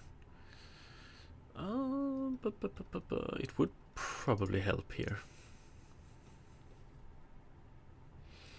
I think it would help with the water as well. I just wonder...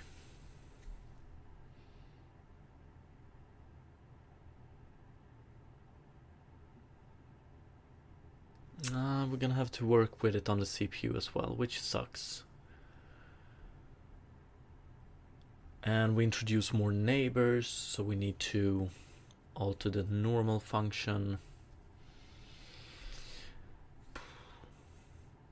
I would like to avoid this, but I think we're gonna get so much better results if we do include it.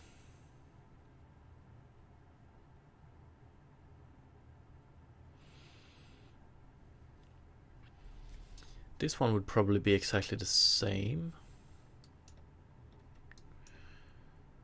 I would guess, but this one would be fixed.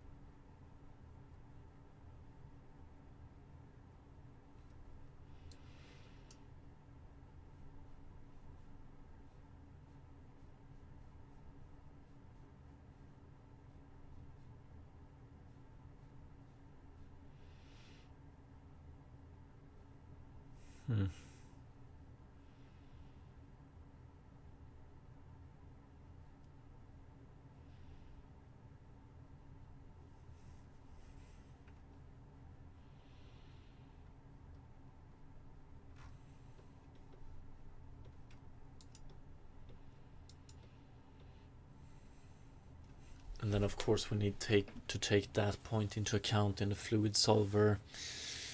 Yeah, it would be a lot of work. Would like to avoid it.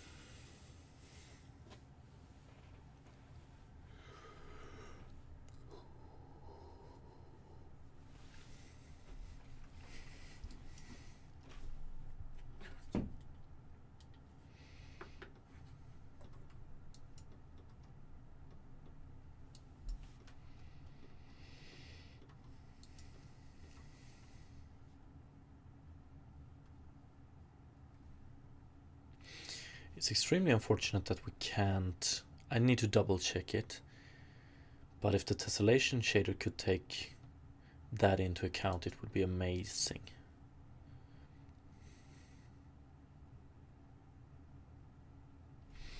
Or like if the tessellation shader could tessellate it in such a way, it would be amazing.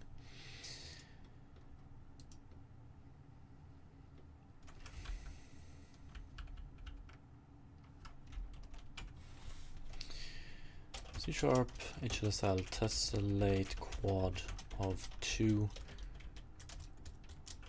triangles into quad of 4 triangles.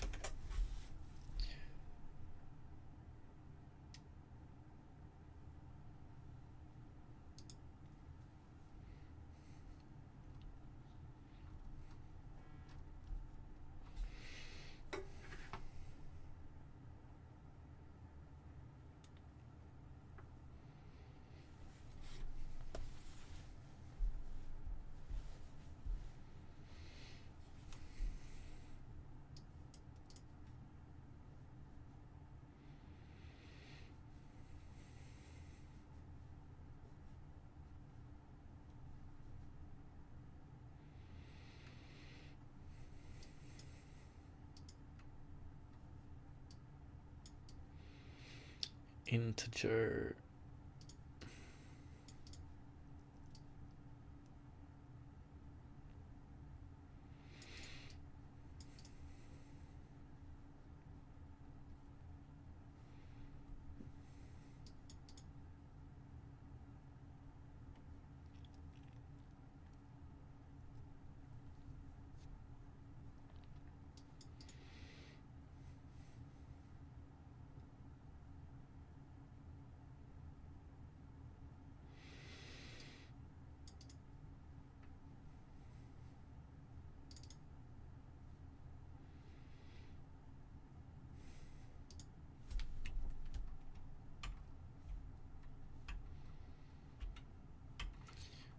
Is this seriously the only way to...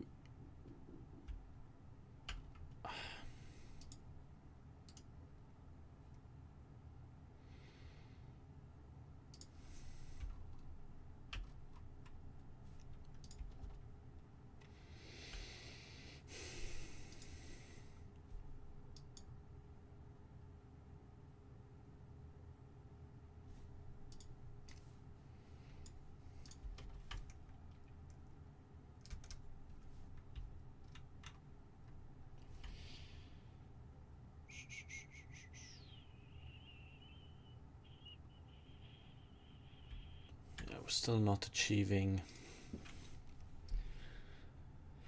Yeah, same here actually.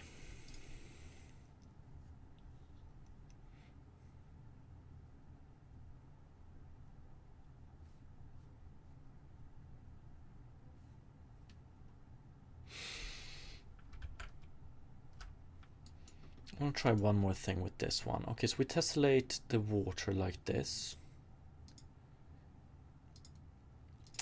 What if we also tessellate the ground? What do we have? Train procedural water. We have 1, 2, 1, 2.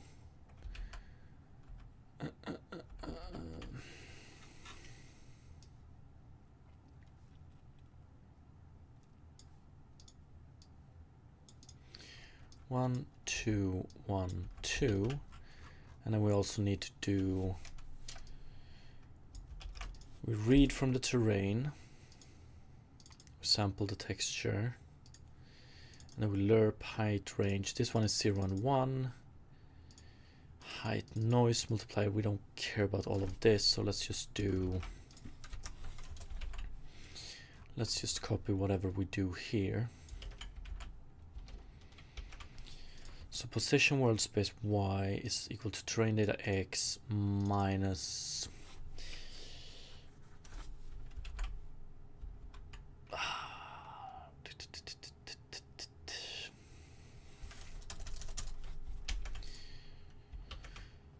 terrain data x.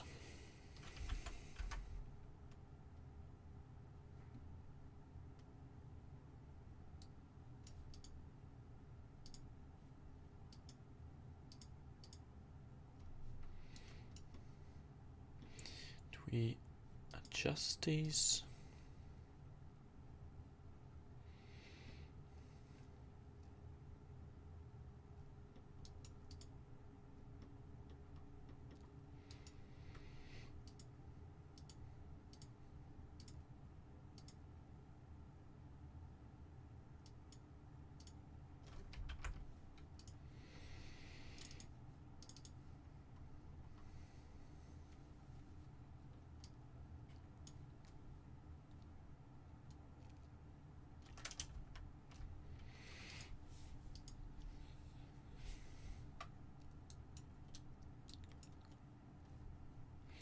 I think we do.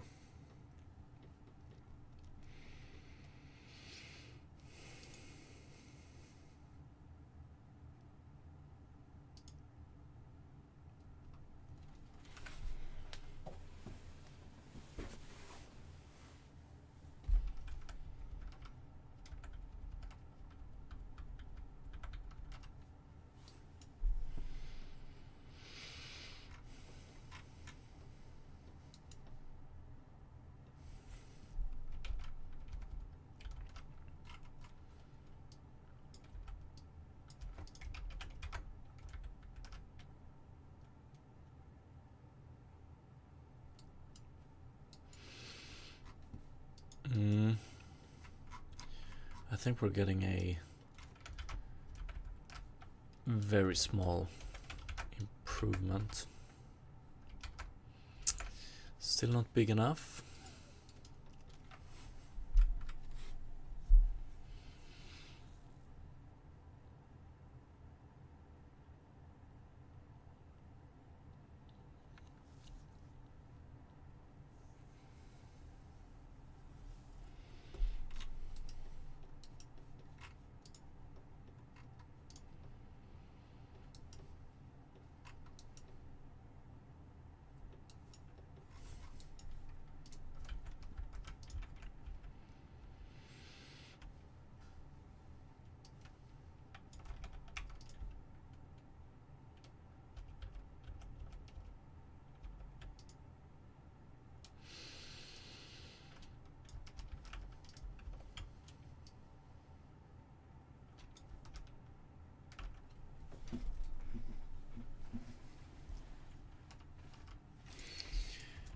I want to try what kind of result we get with this one. No, that's probably not going to work, but if we do increase water,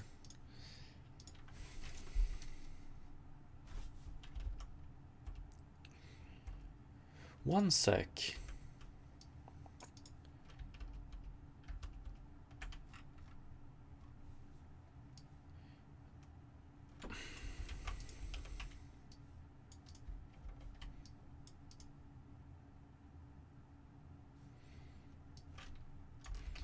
Okay, let's double check again. We're gonna go with, if we increase water, then we set it. So we always set it to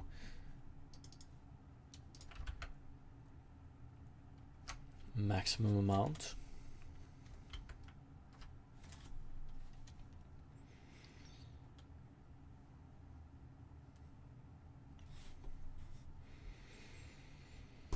I wish I could deliver them to you, Cooler SK. I really, really do. Increase water.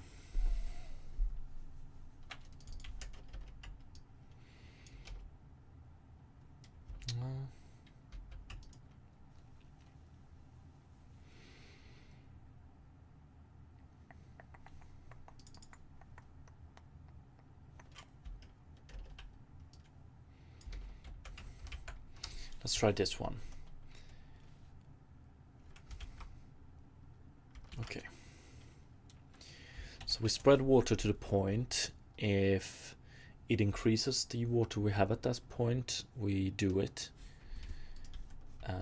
Otherwise we don't.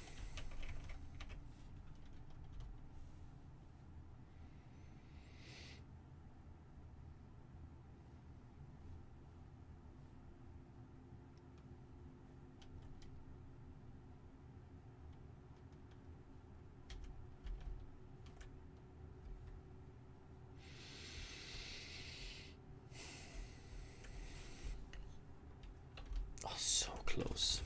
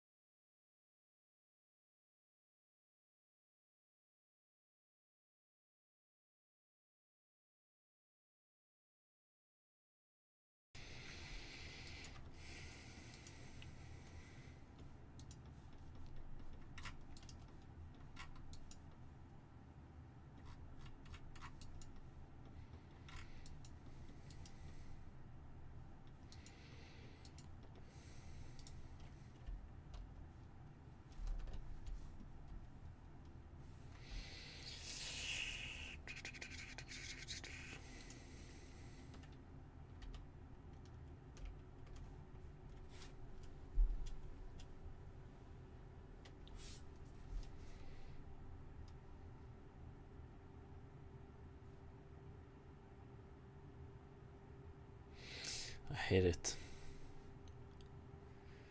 Absolutely fucking hate it.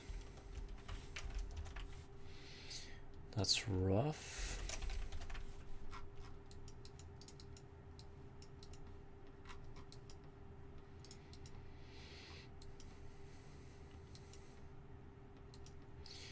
Oh, one sec, however.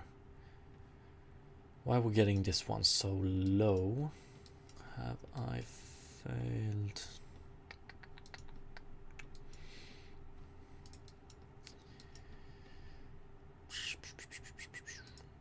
This one we should spread from here to here. This one...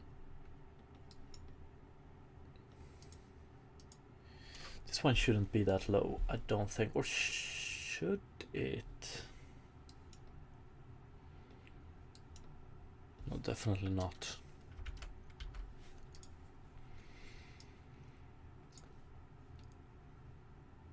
Fluid spread, what exactly is happening?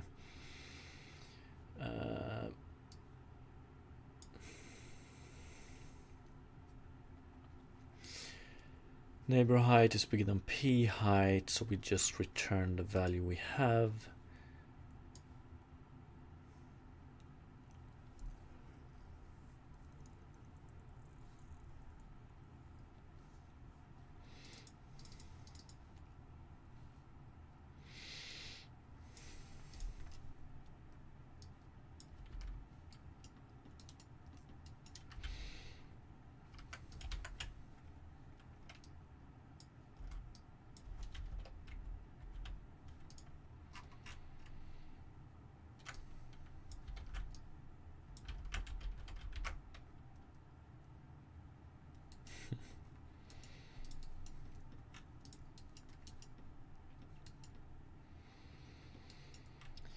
Yeah, what's up with this one being that low?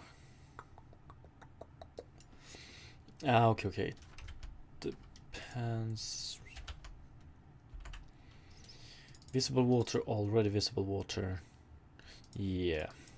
Ah, we actually have increased water here as well.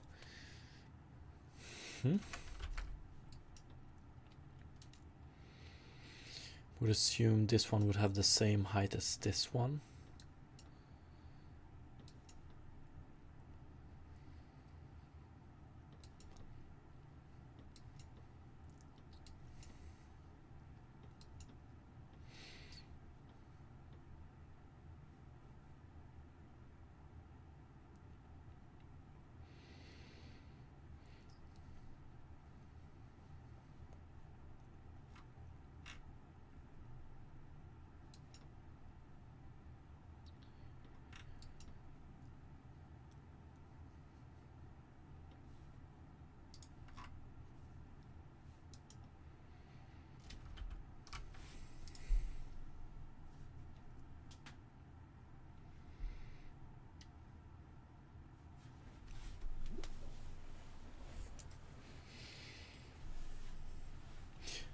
Oh, whoa.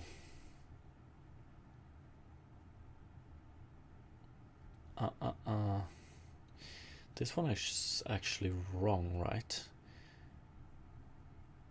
And get value water is bigger than P dot water.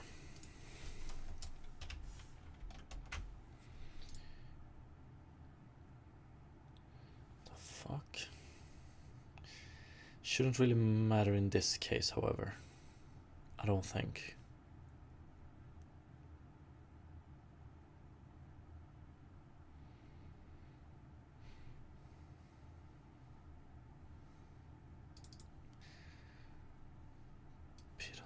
Ah, maybe.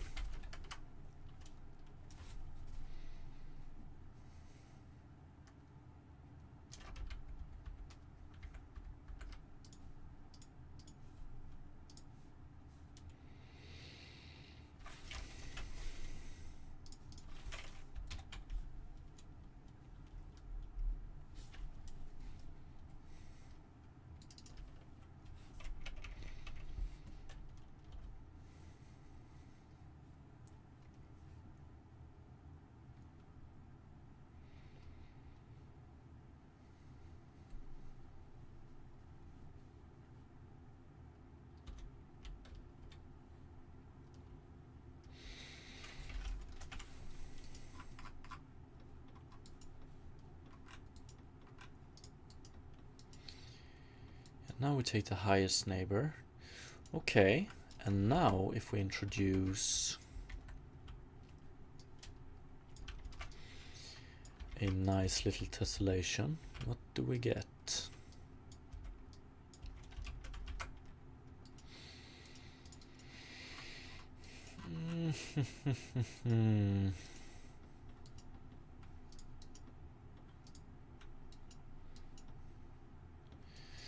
Still fucking shit, honestly.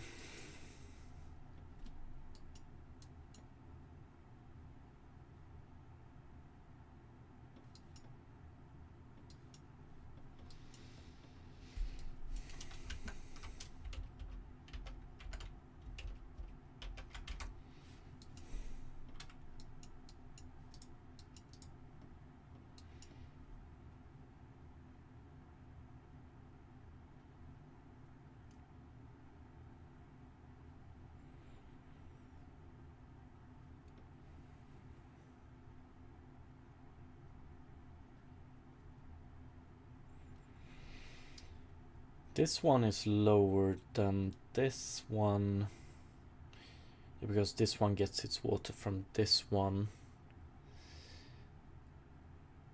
Heighten this one would, but we still have this issue, so it doesn't really matter. This one has water, this one has water, this one has water. We get this fucking artifact.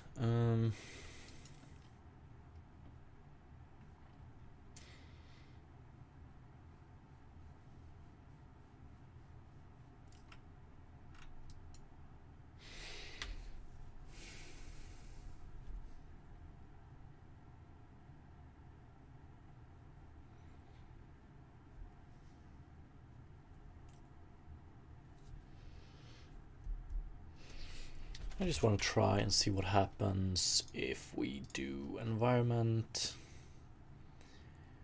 Let's double this resolution and see what we get. The initial height map is still the old resolution, so we're gonna see some artifacts in the terrain, I think. Yeah, so this is the artifacts we get. And then it might not help us. Let's see. But if we do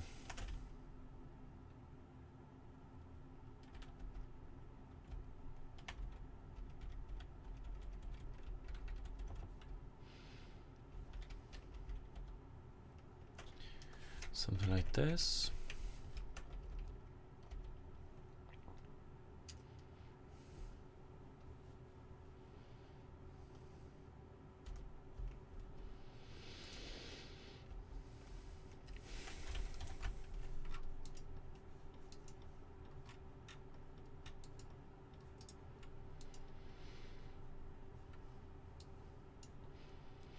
Yeah, on each side where the topology is working against us, we always get these artifacts. Honestly, I don't know if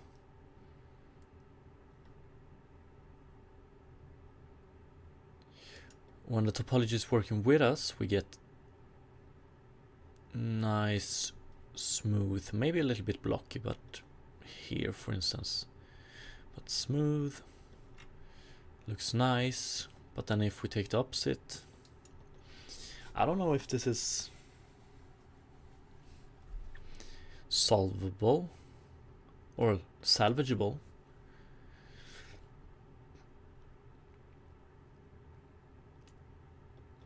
Or if we need to redefine the topology.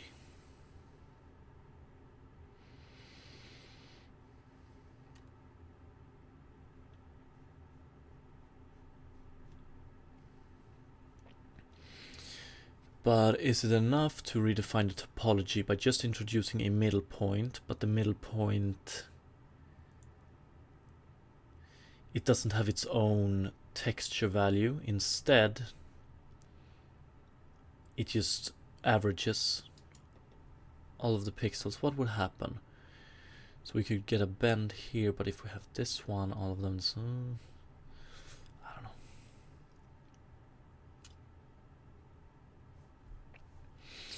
What's up, Callan Cox? Can I see your scriptable render path for your view space normals, and what's your depth buffer bits color format for this texture? Trying to recreate your outlines effect, but struggling as I'm on a new version of Unity. But you know that it's available on my GitHub, right?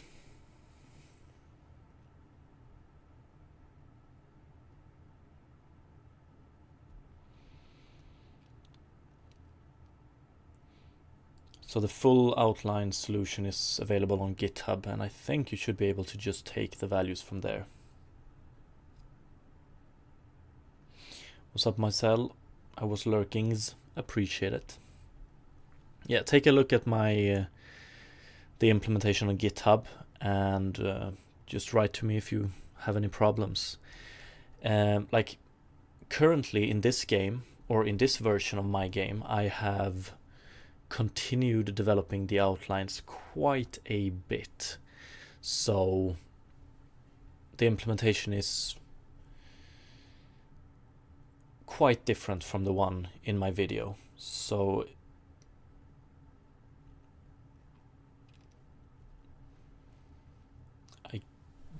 your best bet would be to look at the GitHub. I think the link is in the outlines description. Outlines video description.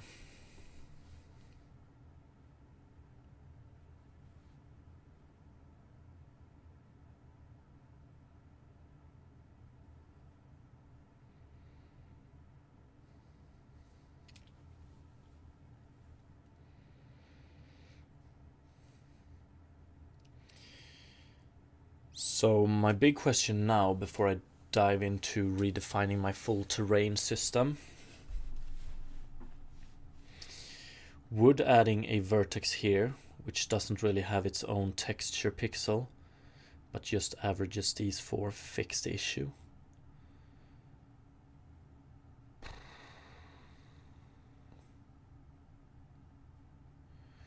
Or would we just get the same as when we tessellate?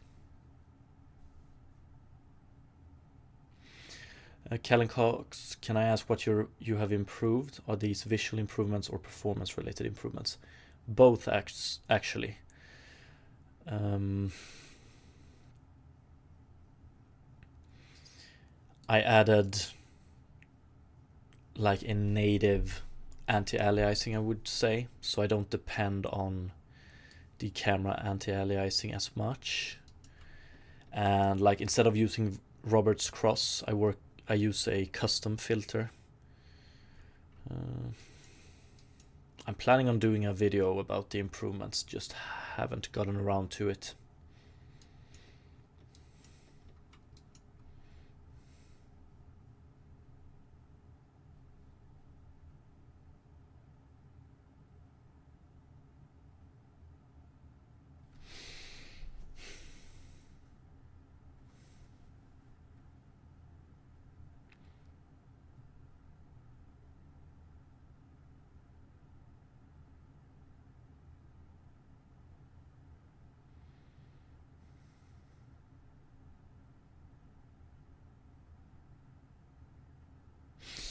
Okay, before I add a point here, I wonder, would we solve the issue if we handled these quads as actual quads instead of triangles? How would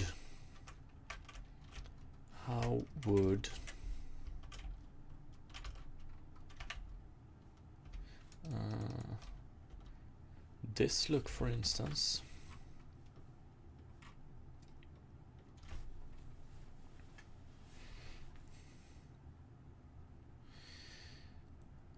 You can't really represent a quad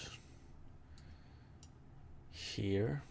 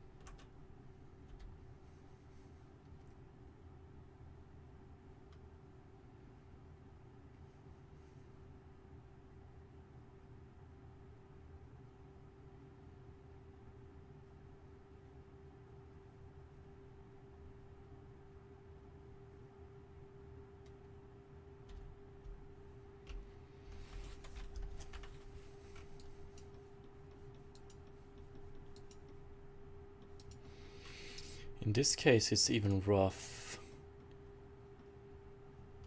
when we have a...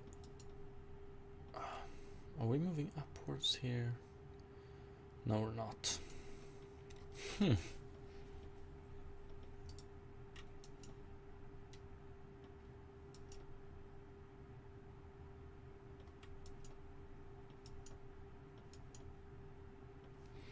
It's rough because we're moving downwards here for some reason. This one should only get...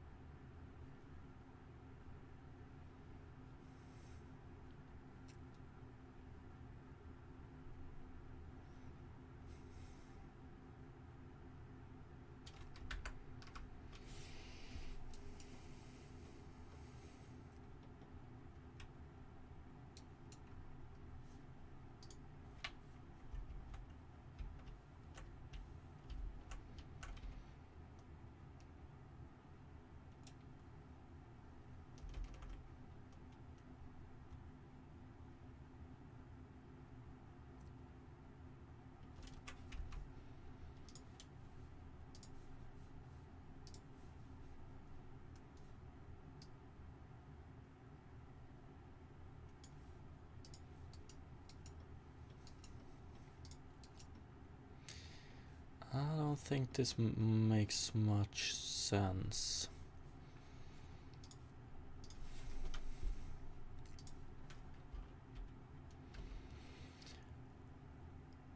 $174, $175.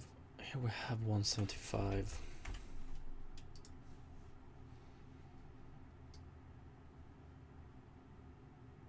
Yeah, do we?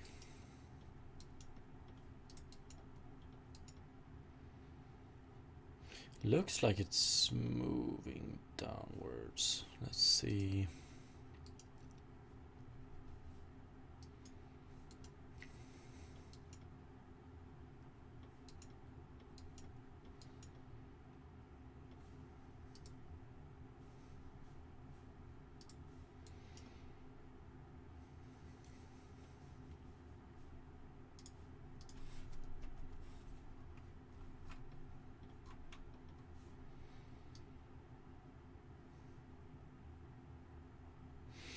Does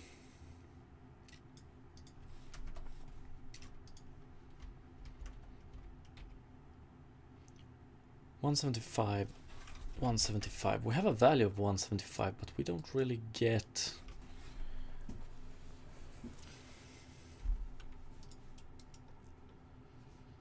They have the same value, but it's actually moving downwards.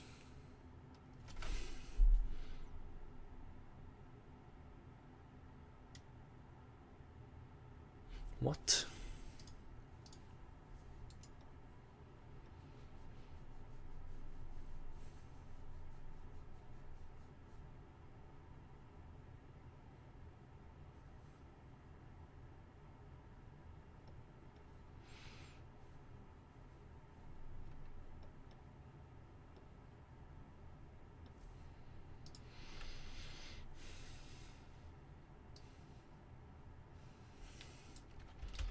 Why? So this one has a water value of 175. So does this. But this one is still lower.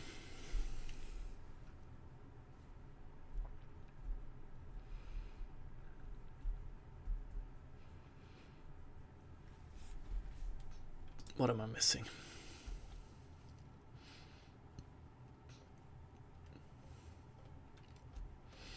I guess that would fix 175 this issue, but not much else.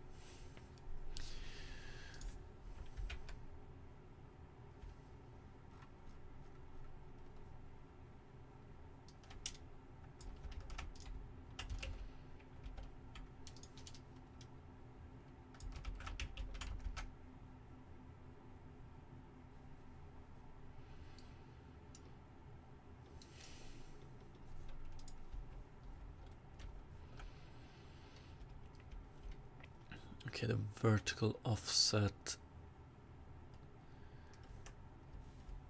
screws it up.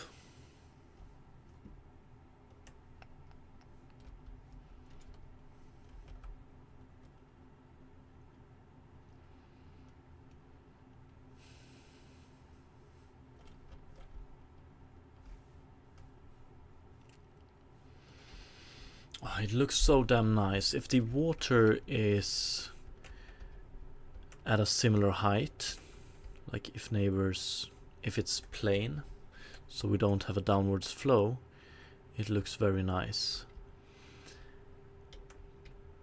But if we do, we're fucked. And I don't think...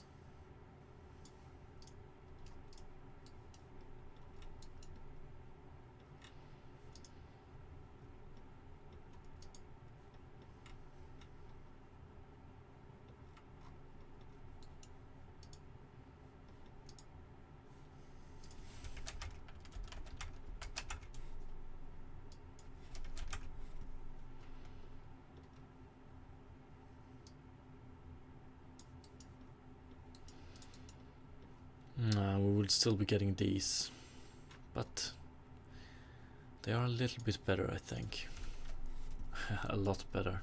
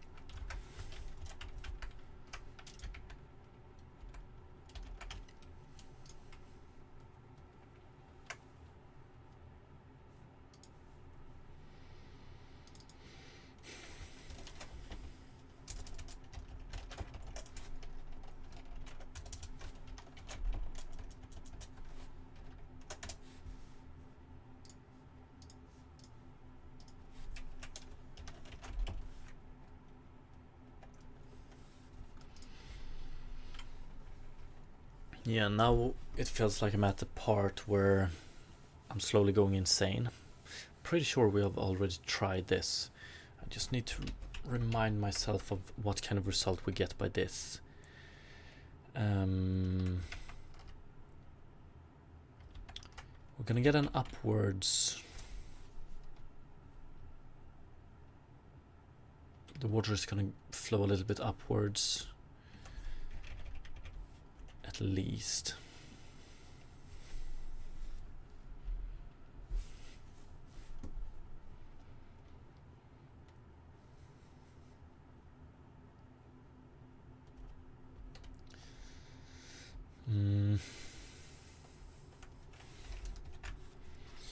But can I work with this instead?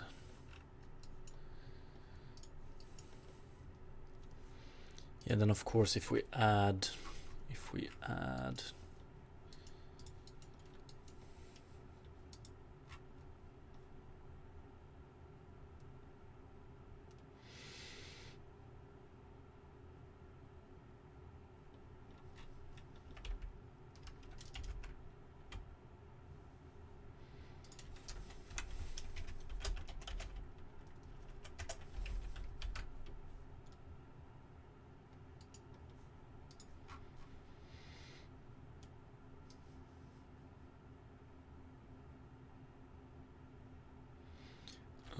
one sec.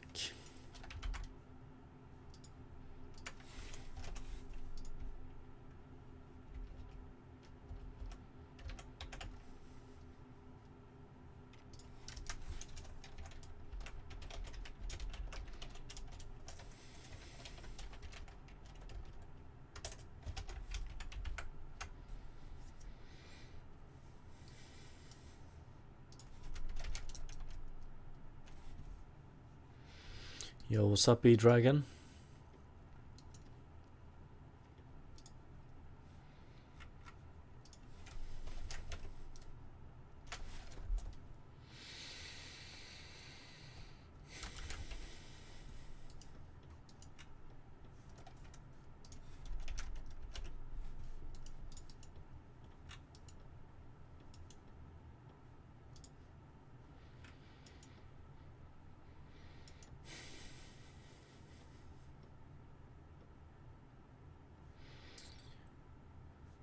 Works well here. How's the progress going? We're pretty much at a roadblock. We have this tiny little issue concerning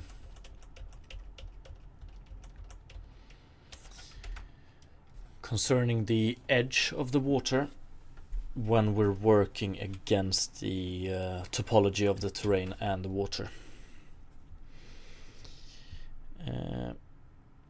And I'm not gonna hide the fact that it's slowly driving me insane.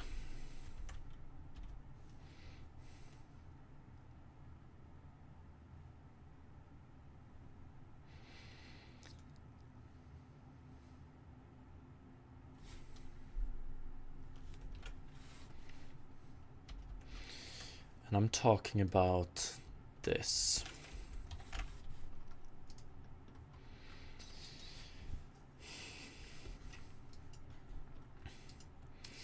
So we get smooth corners when we move along the topology. Looks beautiful. But as soon as we work against the topology, we get this jagged shit. And that's the problem we're having.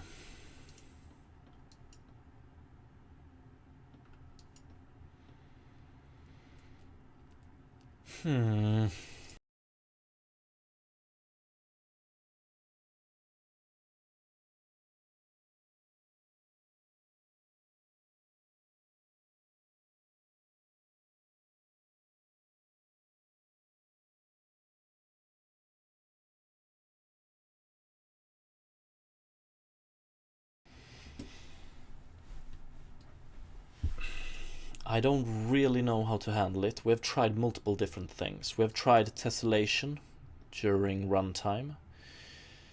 I'm getting closer and closer to the idea of redefining the topology. in such a way that each quad is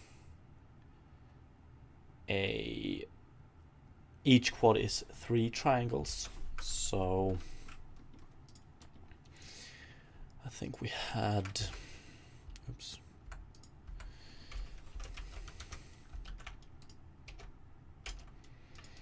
I think that would solve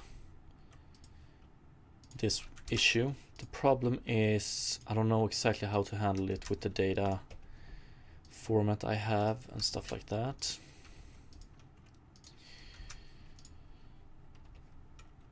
So for instance, another problem we have related to terrain terraforming is if we would terraform a hole here, so gz minus 0.2, we get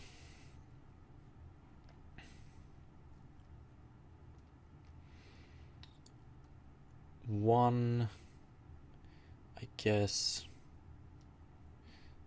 let's see, we can compare it here. What would it be? Yeah, that's the question. gz minus 0.2, and then for the middle points we would get this one and this one and this one and this one would get, we would be reading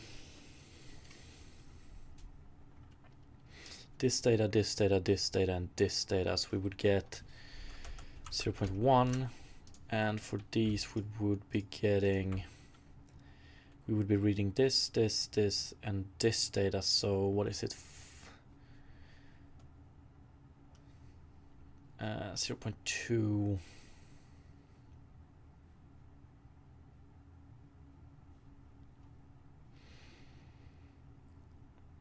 The average, so we get 0.2 divided by 4, so 0.05, I think. I don't know if that is preferable, or would we get 0.05?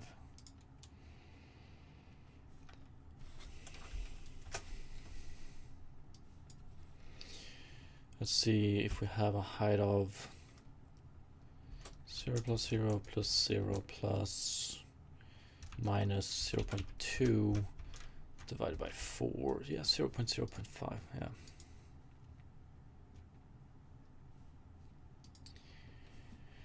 What if for each quad you alternate the diagonal? I think Fabric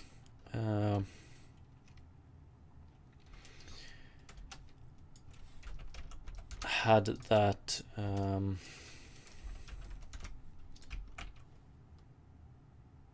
tip yesterday, so I should really save this file in the end. So it would look something like,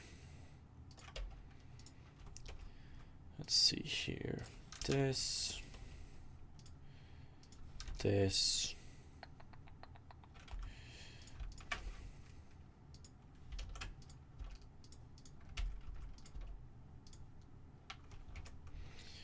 let's do it like this.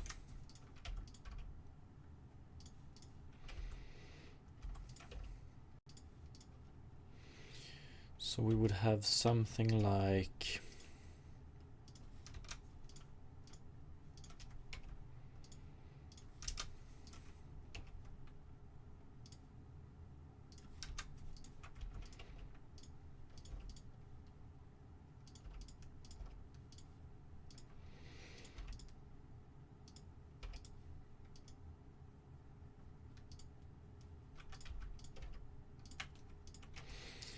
we would have something like this, right, if we alternated it. But let's assume I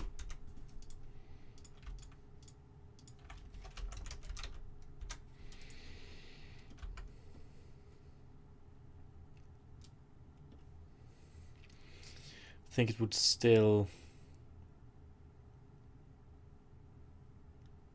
we would still have the same problems, unfortunately. E-Dragon would still be a massive issue if there will be different type of terrain on the ground. Let's say water meets sand, dirt. Yeah, I think so.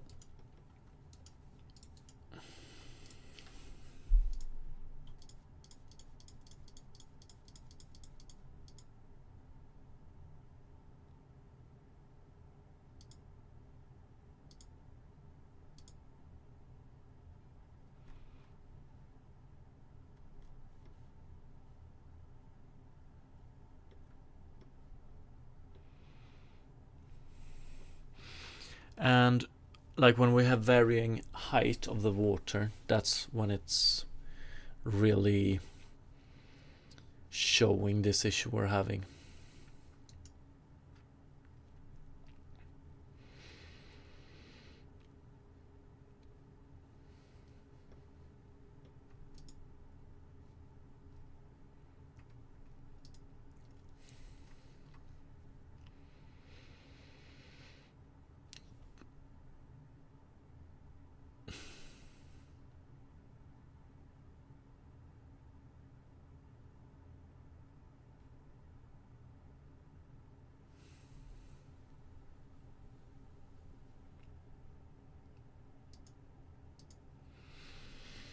So the intersection when working against the topology, the topology pretty much decides how the intersection will look, and yeah, that's the problem.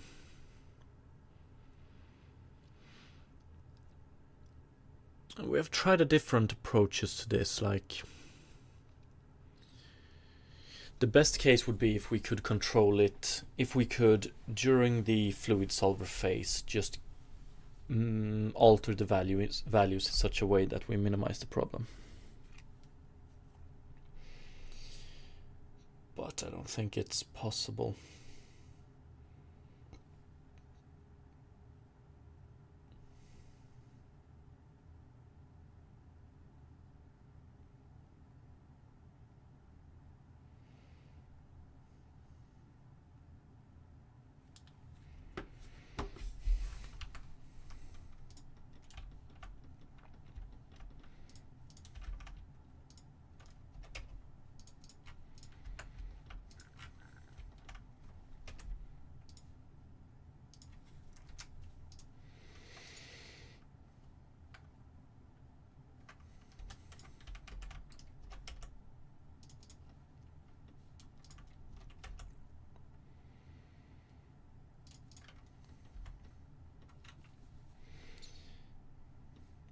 Like, let's assume that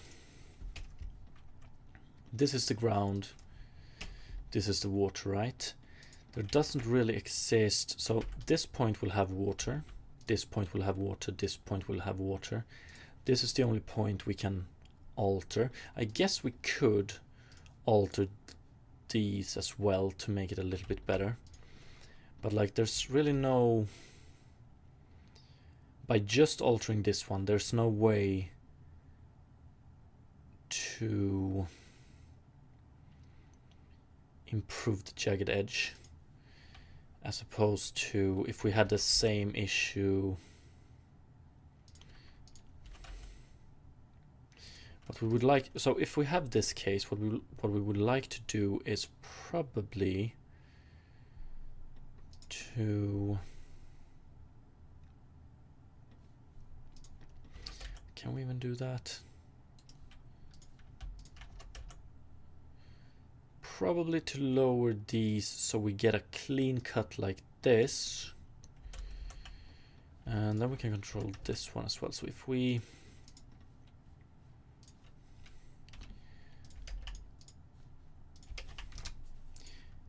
If we can make these work together in some way... But then again, we don't want to do it too much.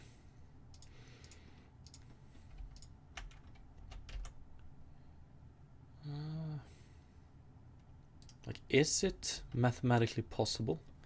I don't know. Probably... This one controls it very good.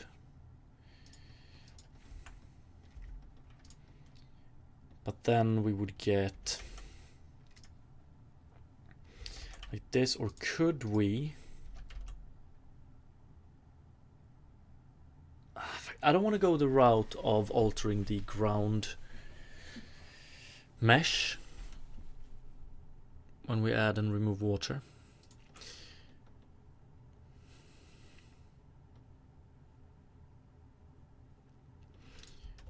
Okay, but let's take this. What do we have?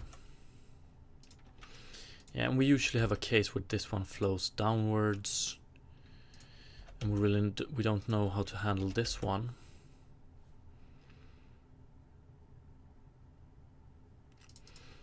But if we did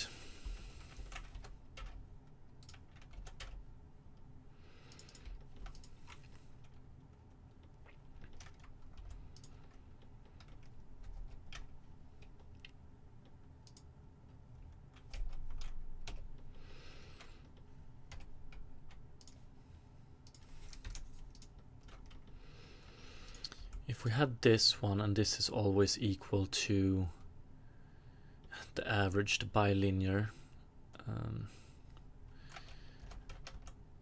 how would the ground look?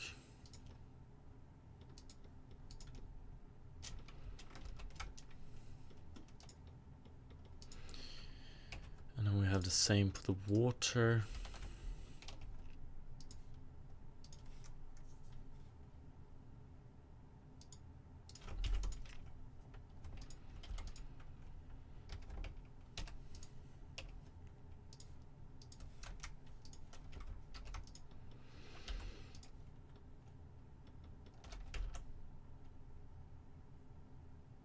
It's an extremely hard problem to solve.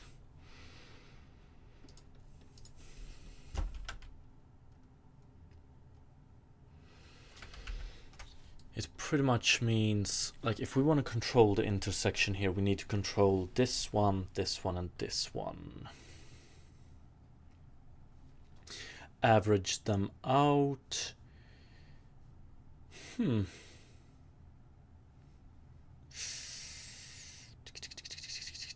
Could we do that?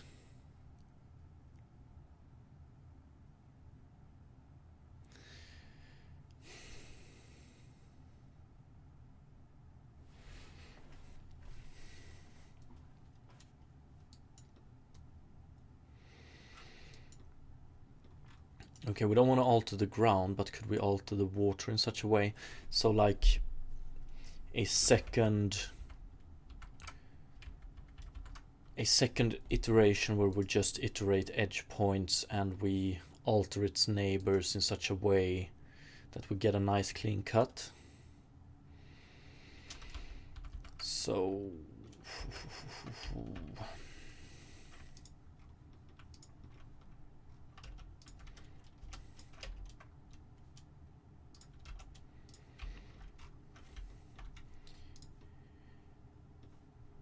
we make these for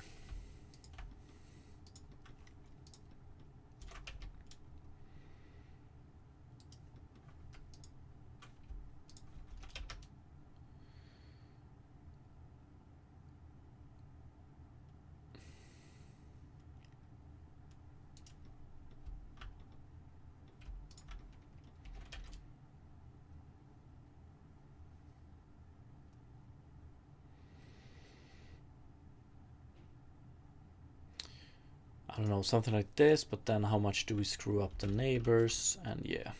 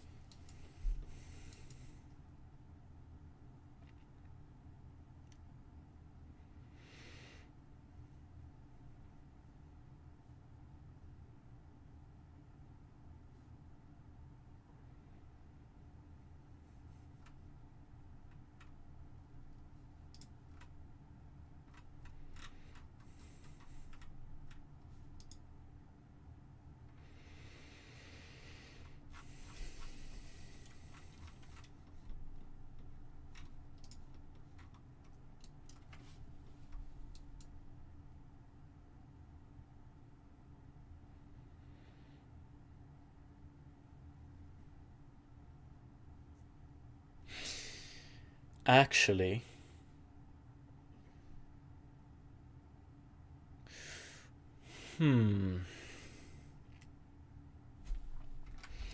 what if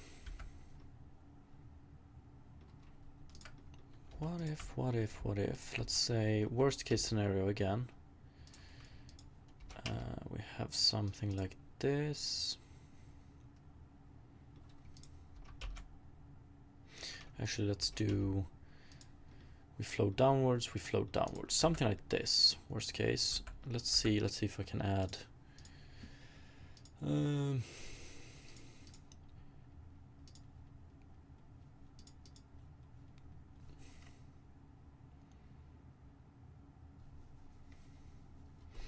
you serious?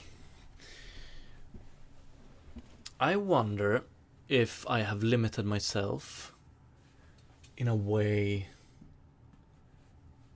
like I've limited myself to always moving the water vertices only on the Y position. But could we adjust them in such a way? Can we adjust them on the X and Z?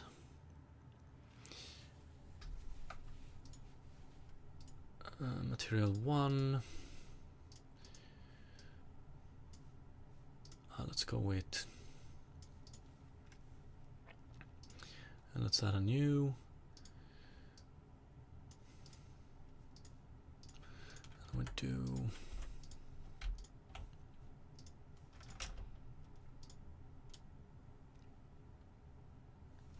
the fuck has happened with Blender? Why is it so slow?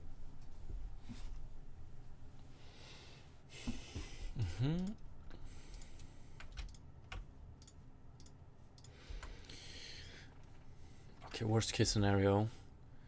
But what if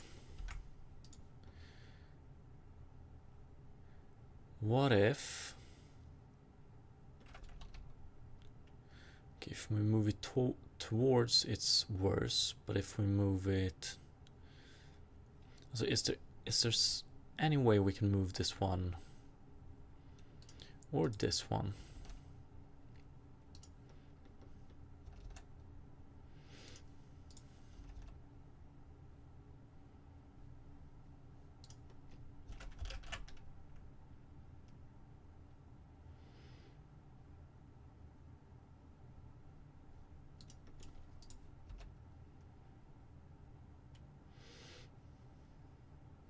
I mean, we could put it.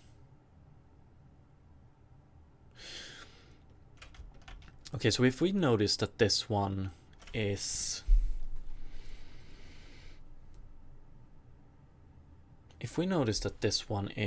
we don't get any water here, what if we move it to here, but then in the middle as well?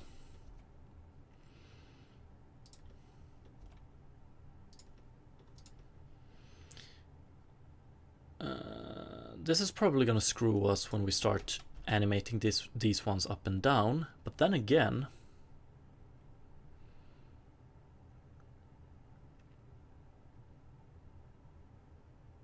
maybe it won't.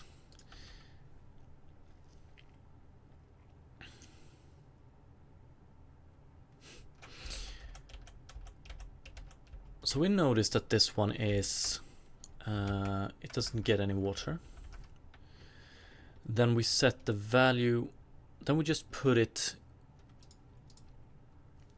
and we also notice that it's, I wonder if we want to do it with all of them or just the diagonal ones. Maybe all of them. Then we just set it to the same height as the ground here.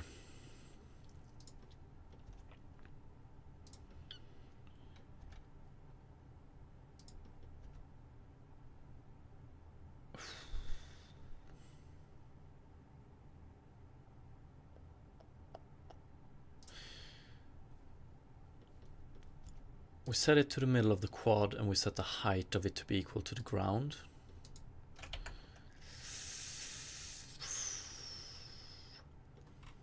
Just to make this mesh follow the ground mesh pretty much.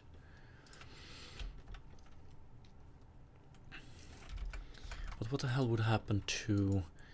Yeah, so for this one we would set it... This one we would move to here.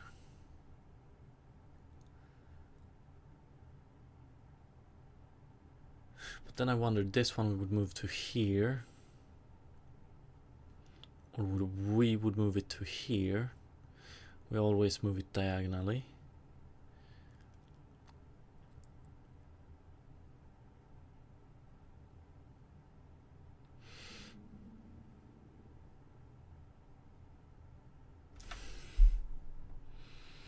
This one we would move it. Would this work? Would it screw up our clean?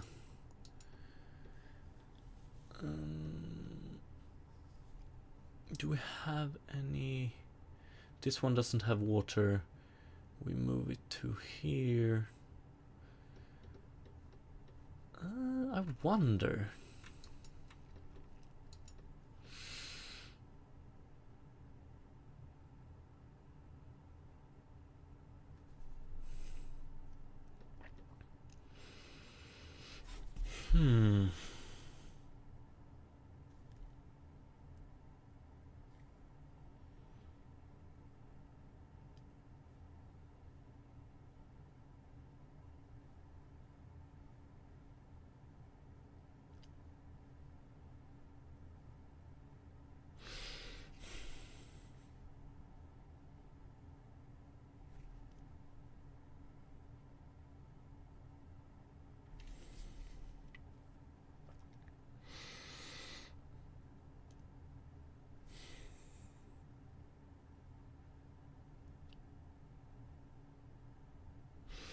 Okay, I think we can implement this pretty easily using the shader. So we distort them. So the water fluid set the amount of water to be equal to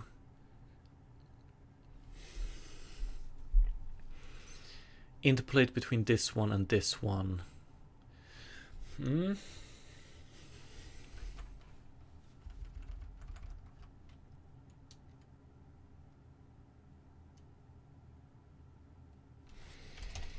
Let's see if we can get the water amount correct first. Terrain fluid. So we do. Okay, so this is the case where we have... we don't have visible water. It isn't already visible. And it's increased water and is diagonal neighbor maybe. And then we do n dot set value, but 1 sec.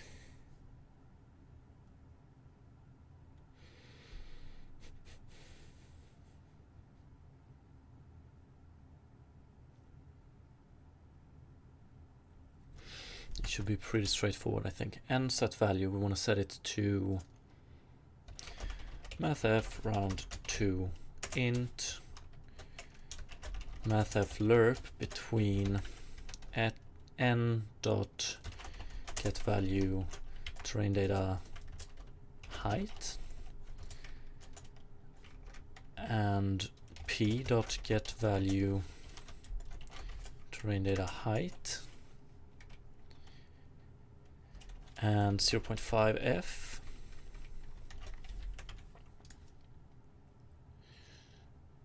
Takes one argument. Let's see here.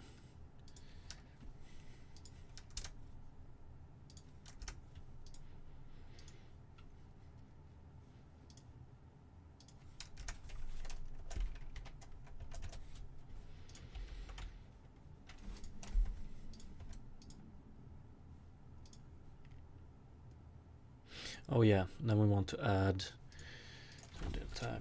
terrain data type water.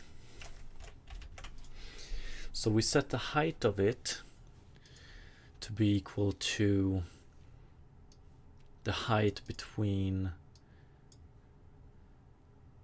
this point and this point. We know that these are diagonal neighbors.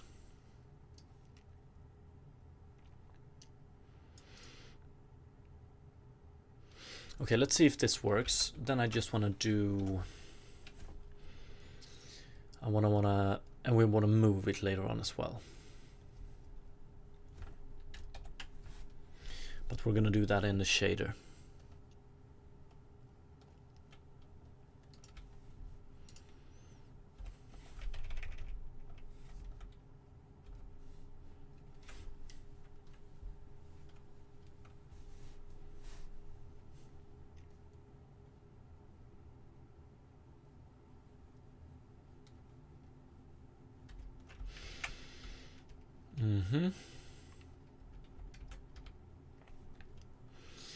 So height 51, height 128.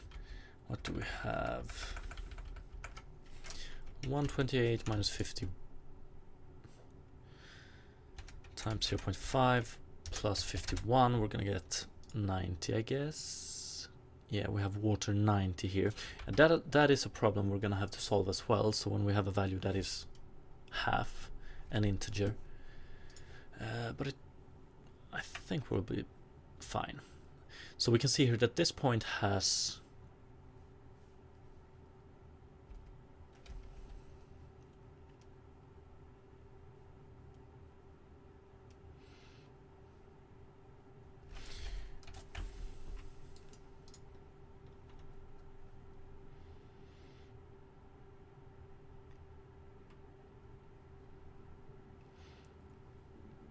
so this point right here, it doesn't actually get. So this one we also want to solve as we previously did, because this one doesn't get water from any diagonal neighbor. It just gets water from this one and this one. So we want to set this one to be equal to this or this. I think we want to fix this. But let's see here. So if we can move these. But then again, so here we want to move it, we want to move this one towards here, and here we want to move this one or this one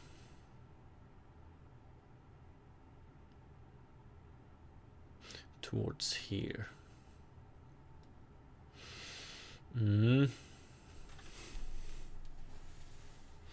But let's just see if we can do something like this. Do we have mesh grid offset, mesh grid delta? But that's, let's see, water. Do we have mesh grid delta here? Yes, we do. So I guess in the water shader we could go about it to like position Y. Let's just skip this one for now. And let's do position plus equals 2 float 3 grid delta, mesh grid delta. Ah, fuck.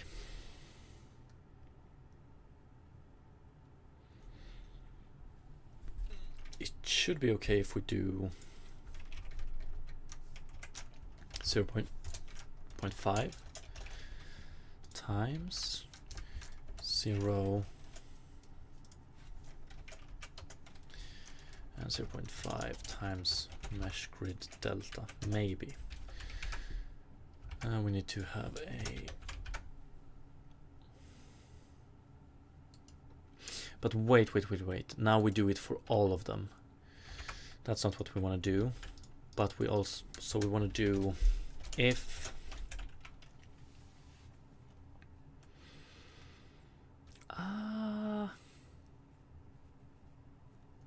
okay, for now, just to try, we can do, we don't have the height here currently. Do we need that one?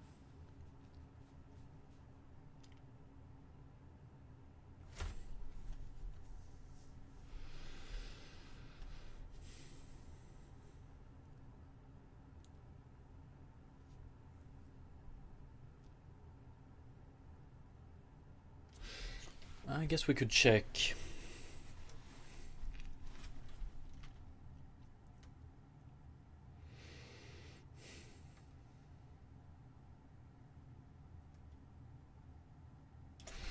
We need the height data, we need the water data.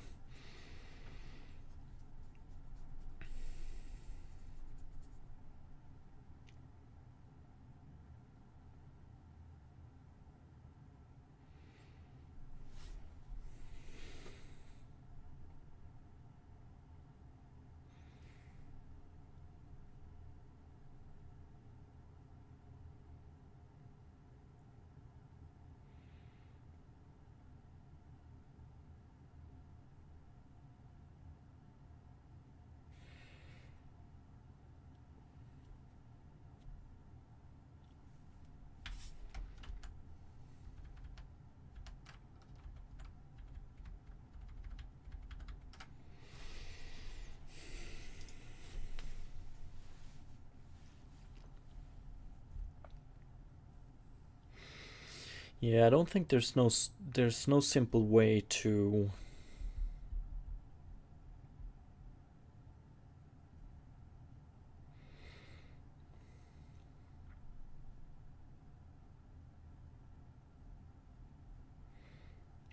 I guess for now we could actually do it like this, just to simplify stuff.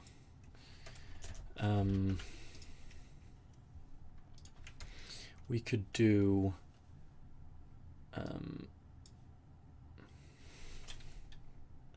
position vs, or no. Let's do terrain data dot terrain data type RGBA, terrain data A, terrain data A.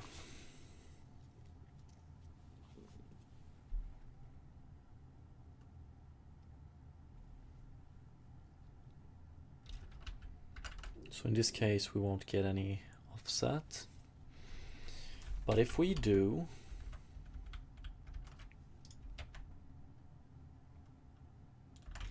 terrain fluid solver, if this one is true, we also do n.setValue terrain data dot timestamp, and we set it to 0.5. That is true. What is it, 127?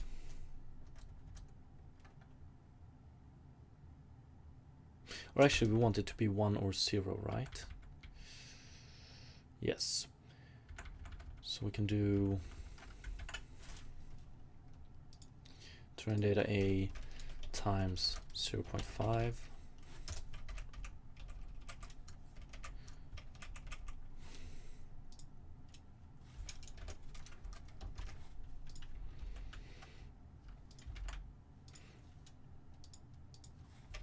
Let's just put it at 255.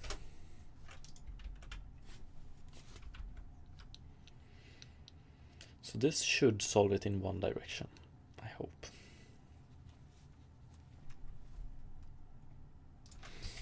And then of course when we do the fluid simulation we can also check which direction it should be and things like that. Although I would like to avoid having to store more data.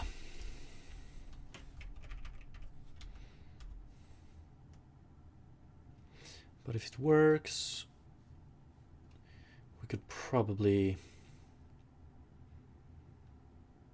pack it into somewhere, I don't know.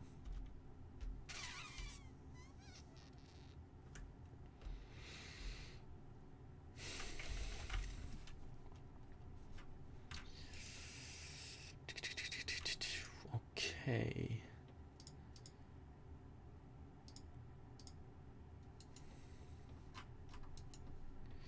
Wait, one sec. Yeah, we're moving this one here.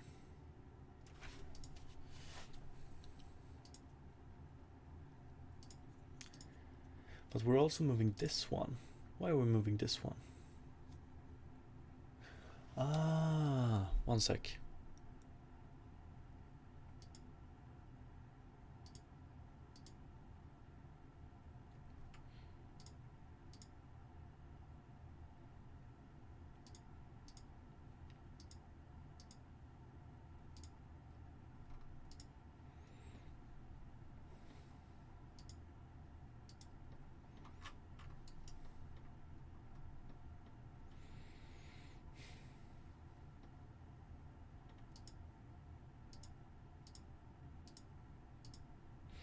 We're moving this one to this point.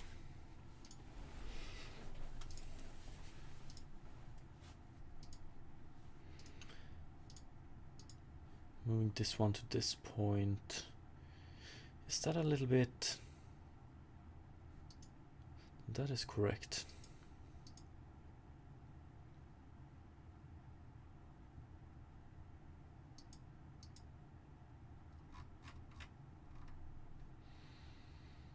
Mm-hmm.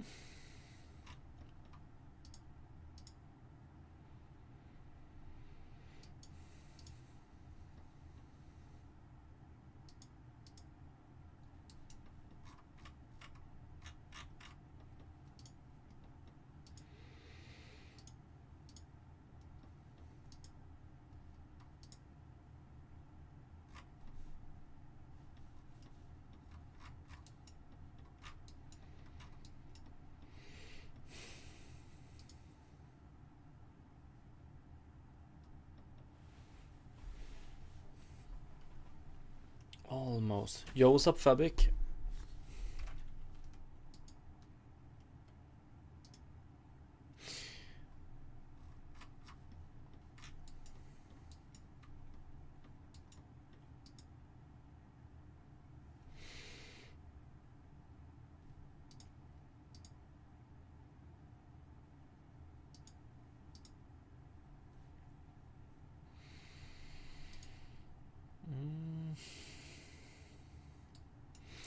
How's it going?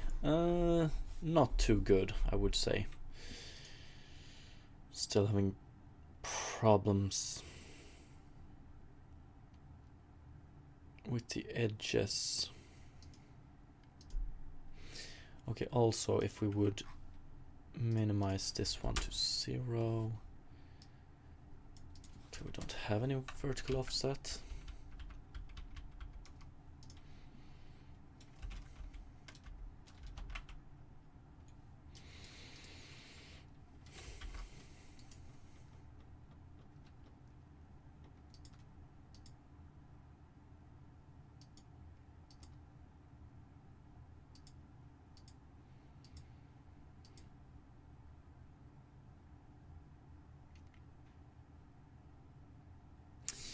I wonder if we want to move all.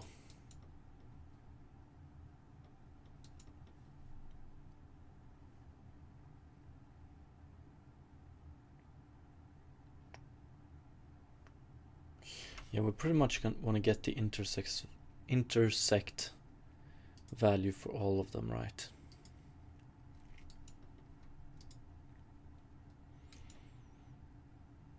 How about you, Fabic, by the way? How are you doing today?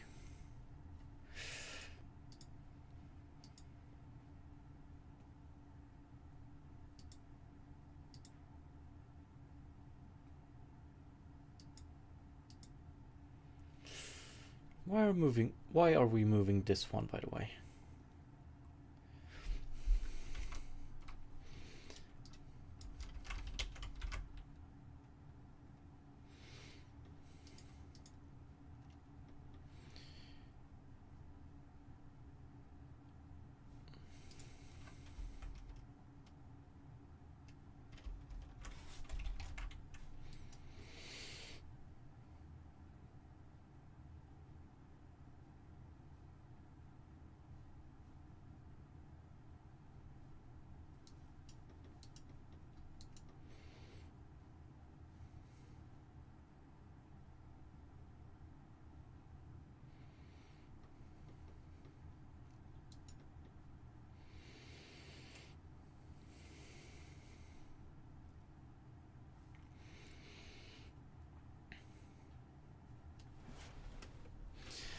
Just woke up, not gonna lie, was thinking about your problem a lot. It's one hell of a problem, I would say.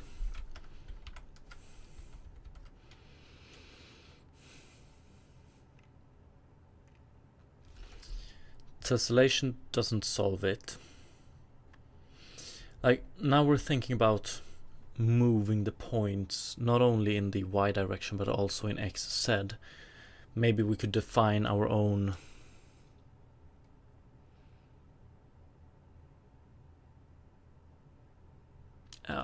yeah, I think that would be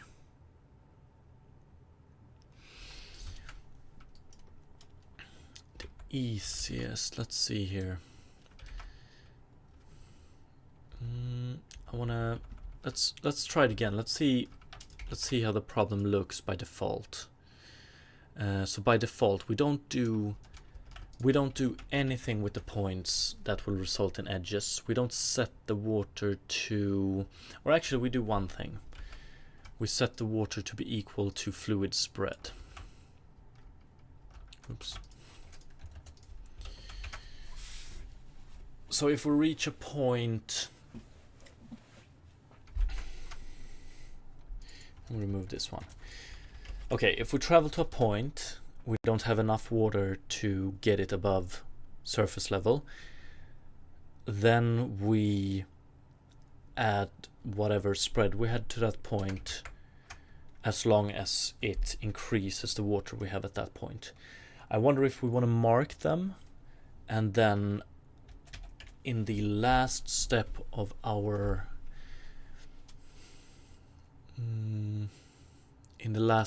we alter the X, Z and Y position of it. Let's see. Bakba, thank you for the follow, by the way. Appreciate it.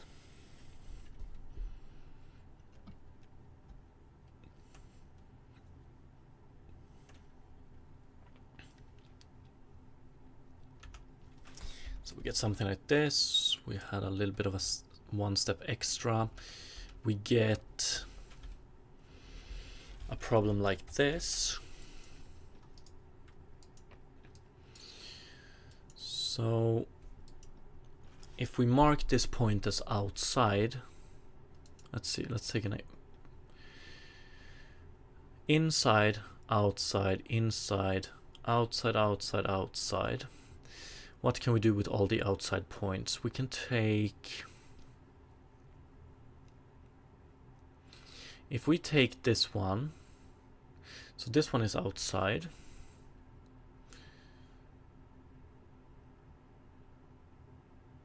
And we move it here. And set it to the height of the ground. At that point. That's this one. Then we have this one, we do the same here. So we get here, here. Then we move to this point, it's also outside, so we put it here.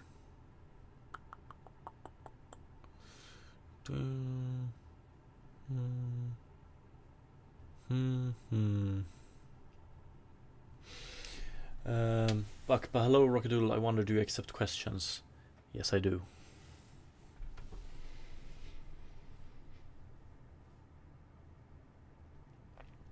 Like, I wonder if we can take these edge points of the water and just put them in the right place, basically.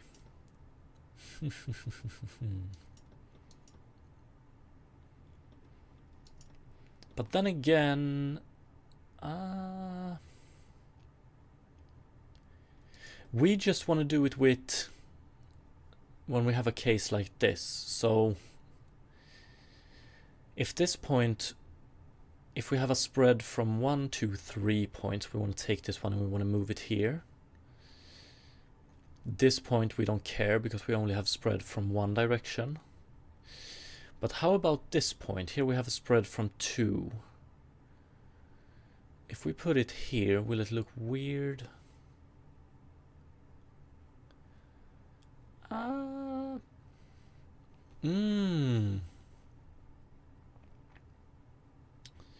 Okay, if we take this point, it's outside. We put it here. If we have spread, or we put it here basically. If we have spread from one direction, we put it there. I think we could make it work, but it's gonna be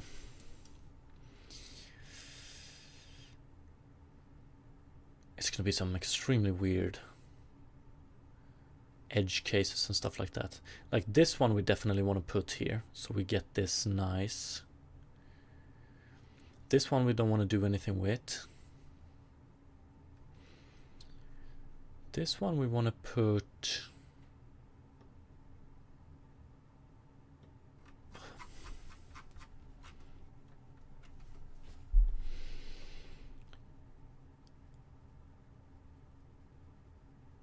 I don't know, do we want to put... So what if we move it in the direction of the overflow? So this one we move here then.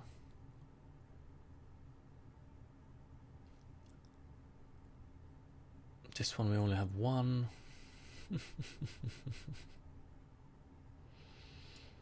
If we have more than one, maybe. So how would it look for this one? We have 2, so then we move this one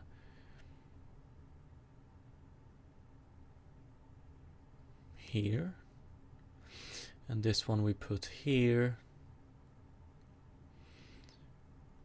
This one we put here.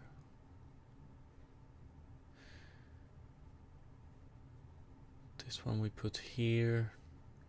Maybe. If we don't lock ourselves to the Y dimension, moving the points, we might get it to work.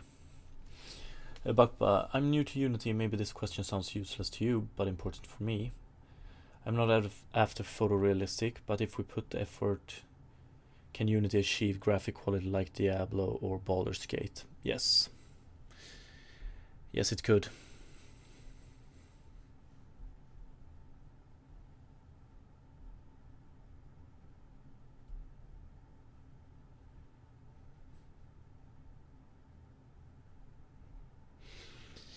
No problem at all. Good luck.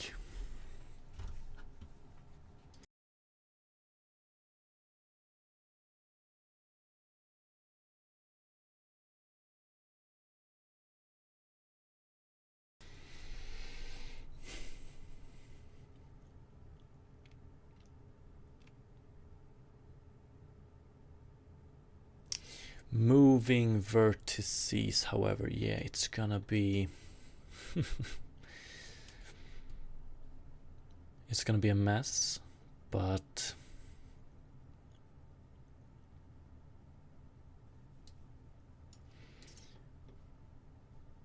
then again, then we have this one that is outside. We want to put it in the direction of the flow, so it's going to be around here. Would that be okay? I think so. Barycentric coordinates. We want to work with barycentric coordinates, do we?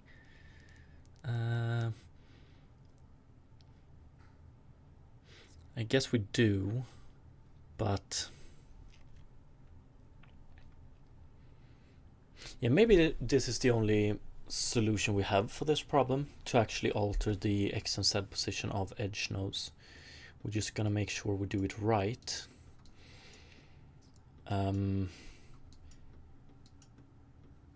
Yeah, so it's basically for every outside point, we just want to alter it in such a way that we want to put it at the point of the intersection.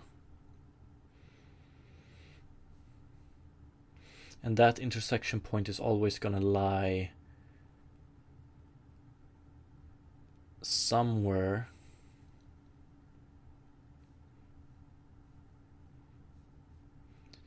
on these edges.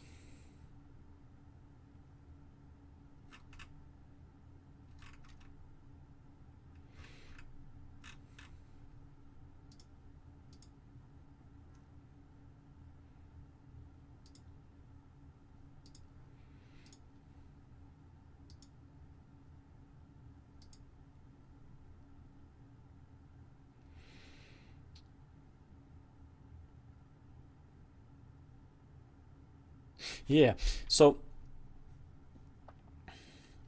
we have one easy, like this case for instance, this node only gets water from this node. So if we drag that one and put it around here, so we want to put it at the position where the water amount is equal to the ground height.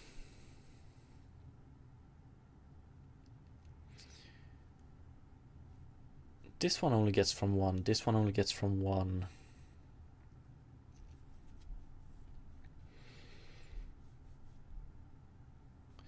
This one gets from 3.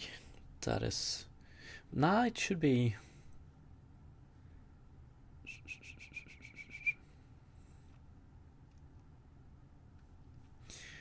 Okay, if it gets from 1...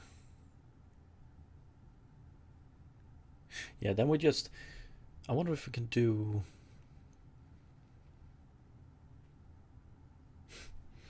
Can we rely on linear interpolation, barycentric interpolation, and I don't even know what it's called, bilinear interpolation?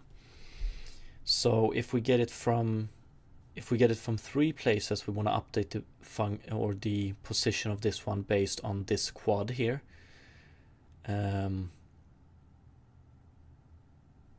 Middle of the quad. If we get it from two places like this one, we want to do it in the middle of the triangle, so barycentric. And then we have this one which only gets it from one place. Then we want to put it in the middle here. Fuck, that should do it, right? How would that look? We would get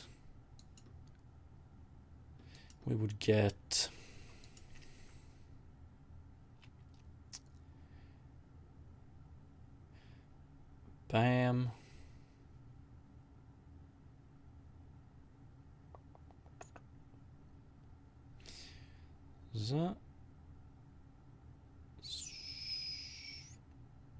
This one would go here.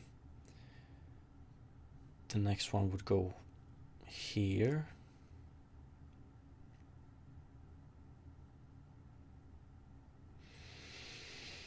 The next one would go, but we don't.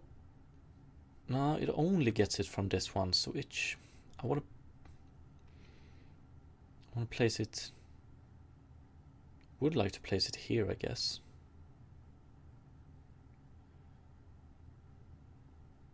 Or I think we can, if we only get it from one place, we don't interpolate. If we only get it from one place,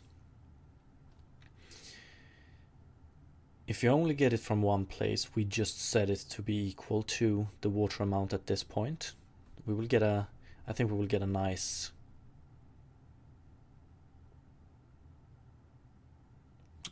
Maybe.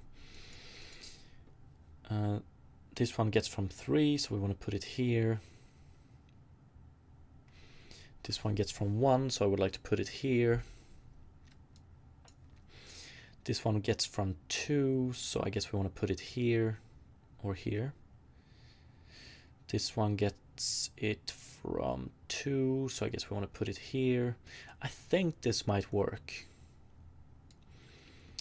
I think it might work. The question, however, is, I think bilinear interpolation would be easy, because then we would just get, do we have one with 2? Yeah, here we have one with 2. So first we would move this one. So if this one spreads to this one, first we would move it to here. And then this one spreads to this one, so we would just interpolate on that one. Would that work with 3 as well? Maybe that would be nice. So first we get from this one, so we move it to here.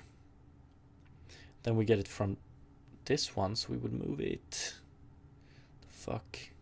here. Then we get it from this one, so we would move it here. Maybe that would work. So every time we overflow, we do a linear interpolation of the value of it.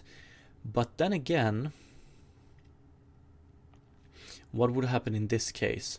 So then we would linear interpolate this one to here, and we don't want to do that.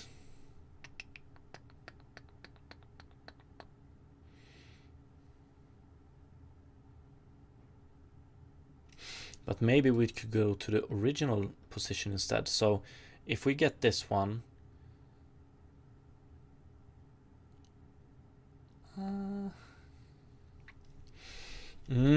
I need to think about how I want to interpolate or how I want to implement this one.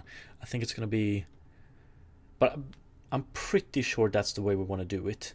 So basically we will alter the edges of this mesh in such a way that they nicely overlap with the edges of the ground. That, if we can do that the correct way, we have the solution. I don't see how it could fail. I wonder if we destroy the part that works though. This one is outside. It gets fed water from this one and this one, so we will interpolate it to this one. We will get the same result, I guess. This one gets fed from only this one, so we will interpolate it to here.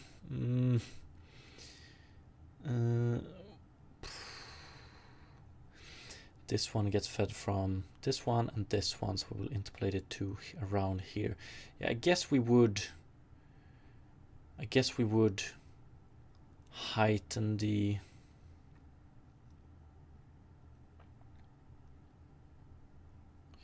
this one from this one and this one.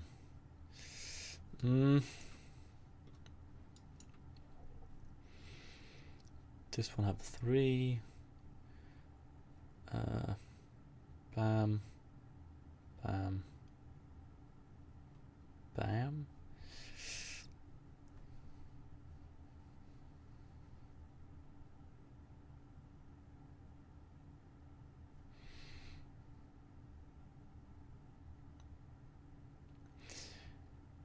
Or do we want to... So if we take this one for instance, and so we do it, so at maximum an outside point can get its value or can get water from 3 points. So I wonder if we want to interpolate it by 1/3 of the way. So first of all here we go 1/3 of the way, then we go 1/3 of the way, then we go 1/3 of the way.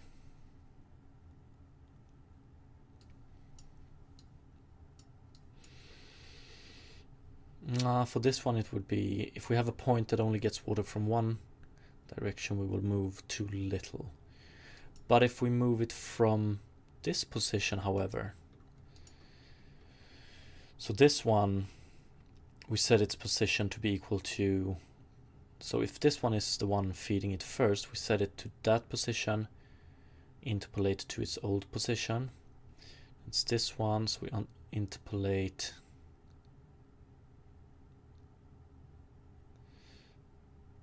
Nah, it won't work.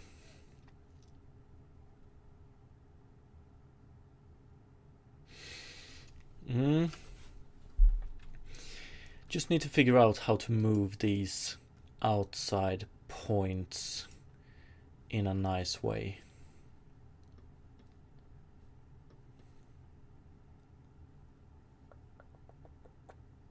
Actually, this one, this one, this one, this one, this one.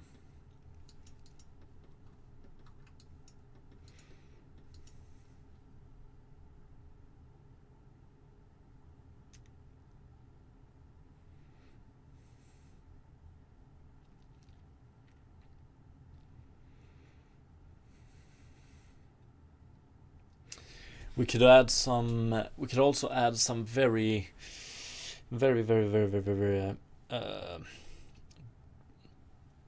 or we could add a lot of calculations in the shader itself.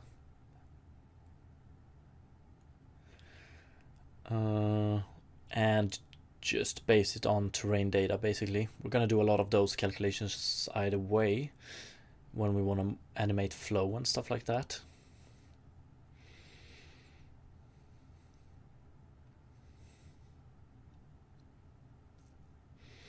Yeah, I think we could do this full. We could do all of these calculations in the shader alone. Just displace the vertices in a nice way. And then we also, yeah, okay. We're probably gonna calculate, yeah, and if we do that, we don't need to calculate the normals on the CPU. Okay.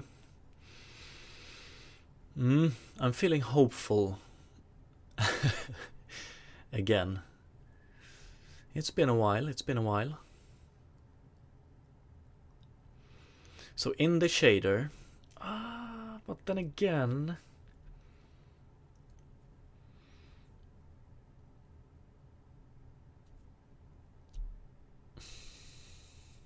no, it should be okay, So in the shader, in the vertex shader,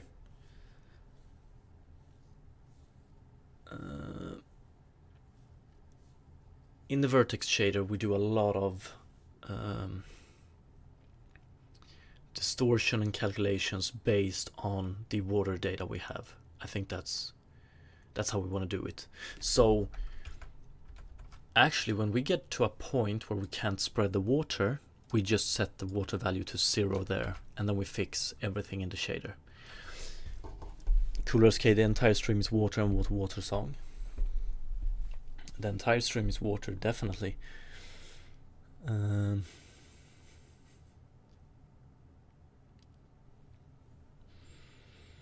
Yeah, I'm tired of it myself. But okay, so let's say here, I think I have a pretty clear plan going forward. I'm just gonna put it to paper and we're gonna try and implement it tomorrow. Because I gotta run now. But okay, great. This, I love to end it on this note. Note, I mean. Yeah. Okay. But thank you so much for watching, everybody. Appreciate it. And hopefully I will see you tomorrow. Have a great one. Peace.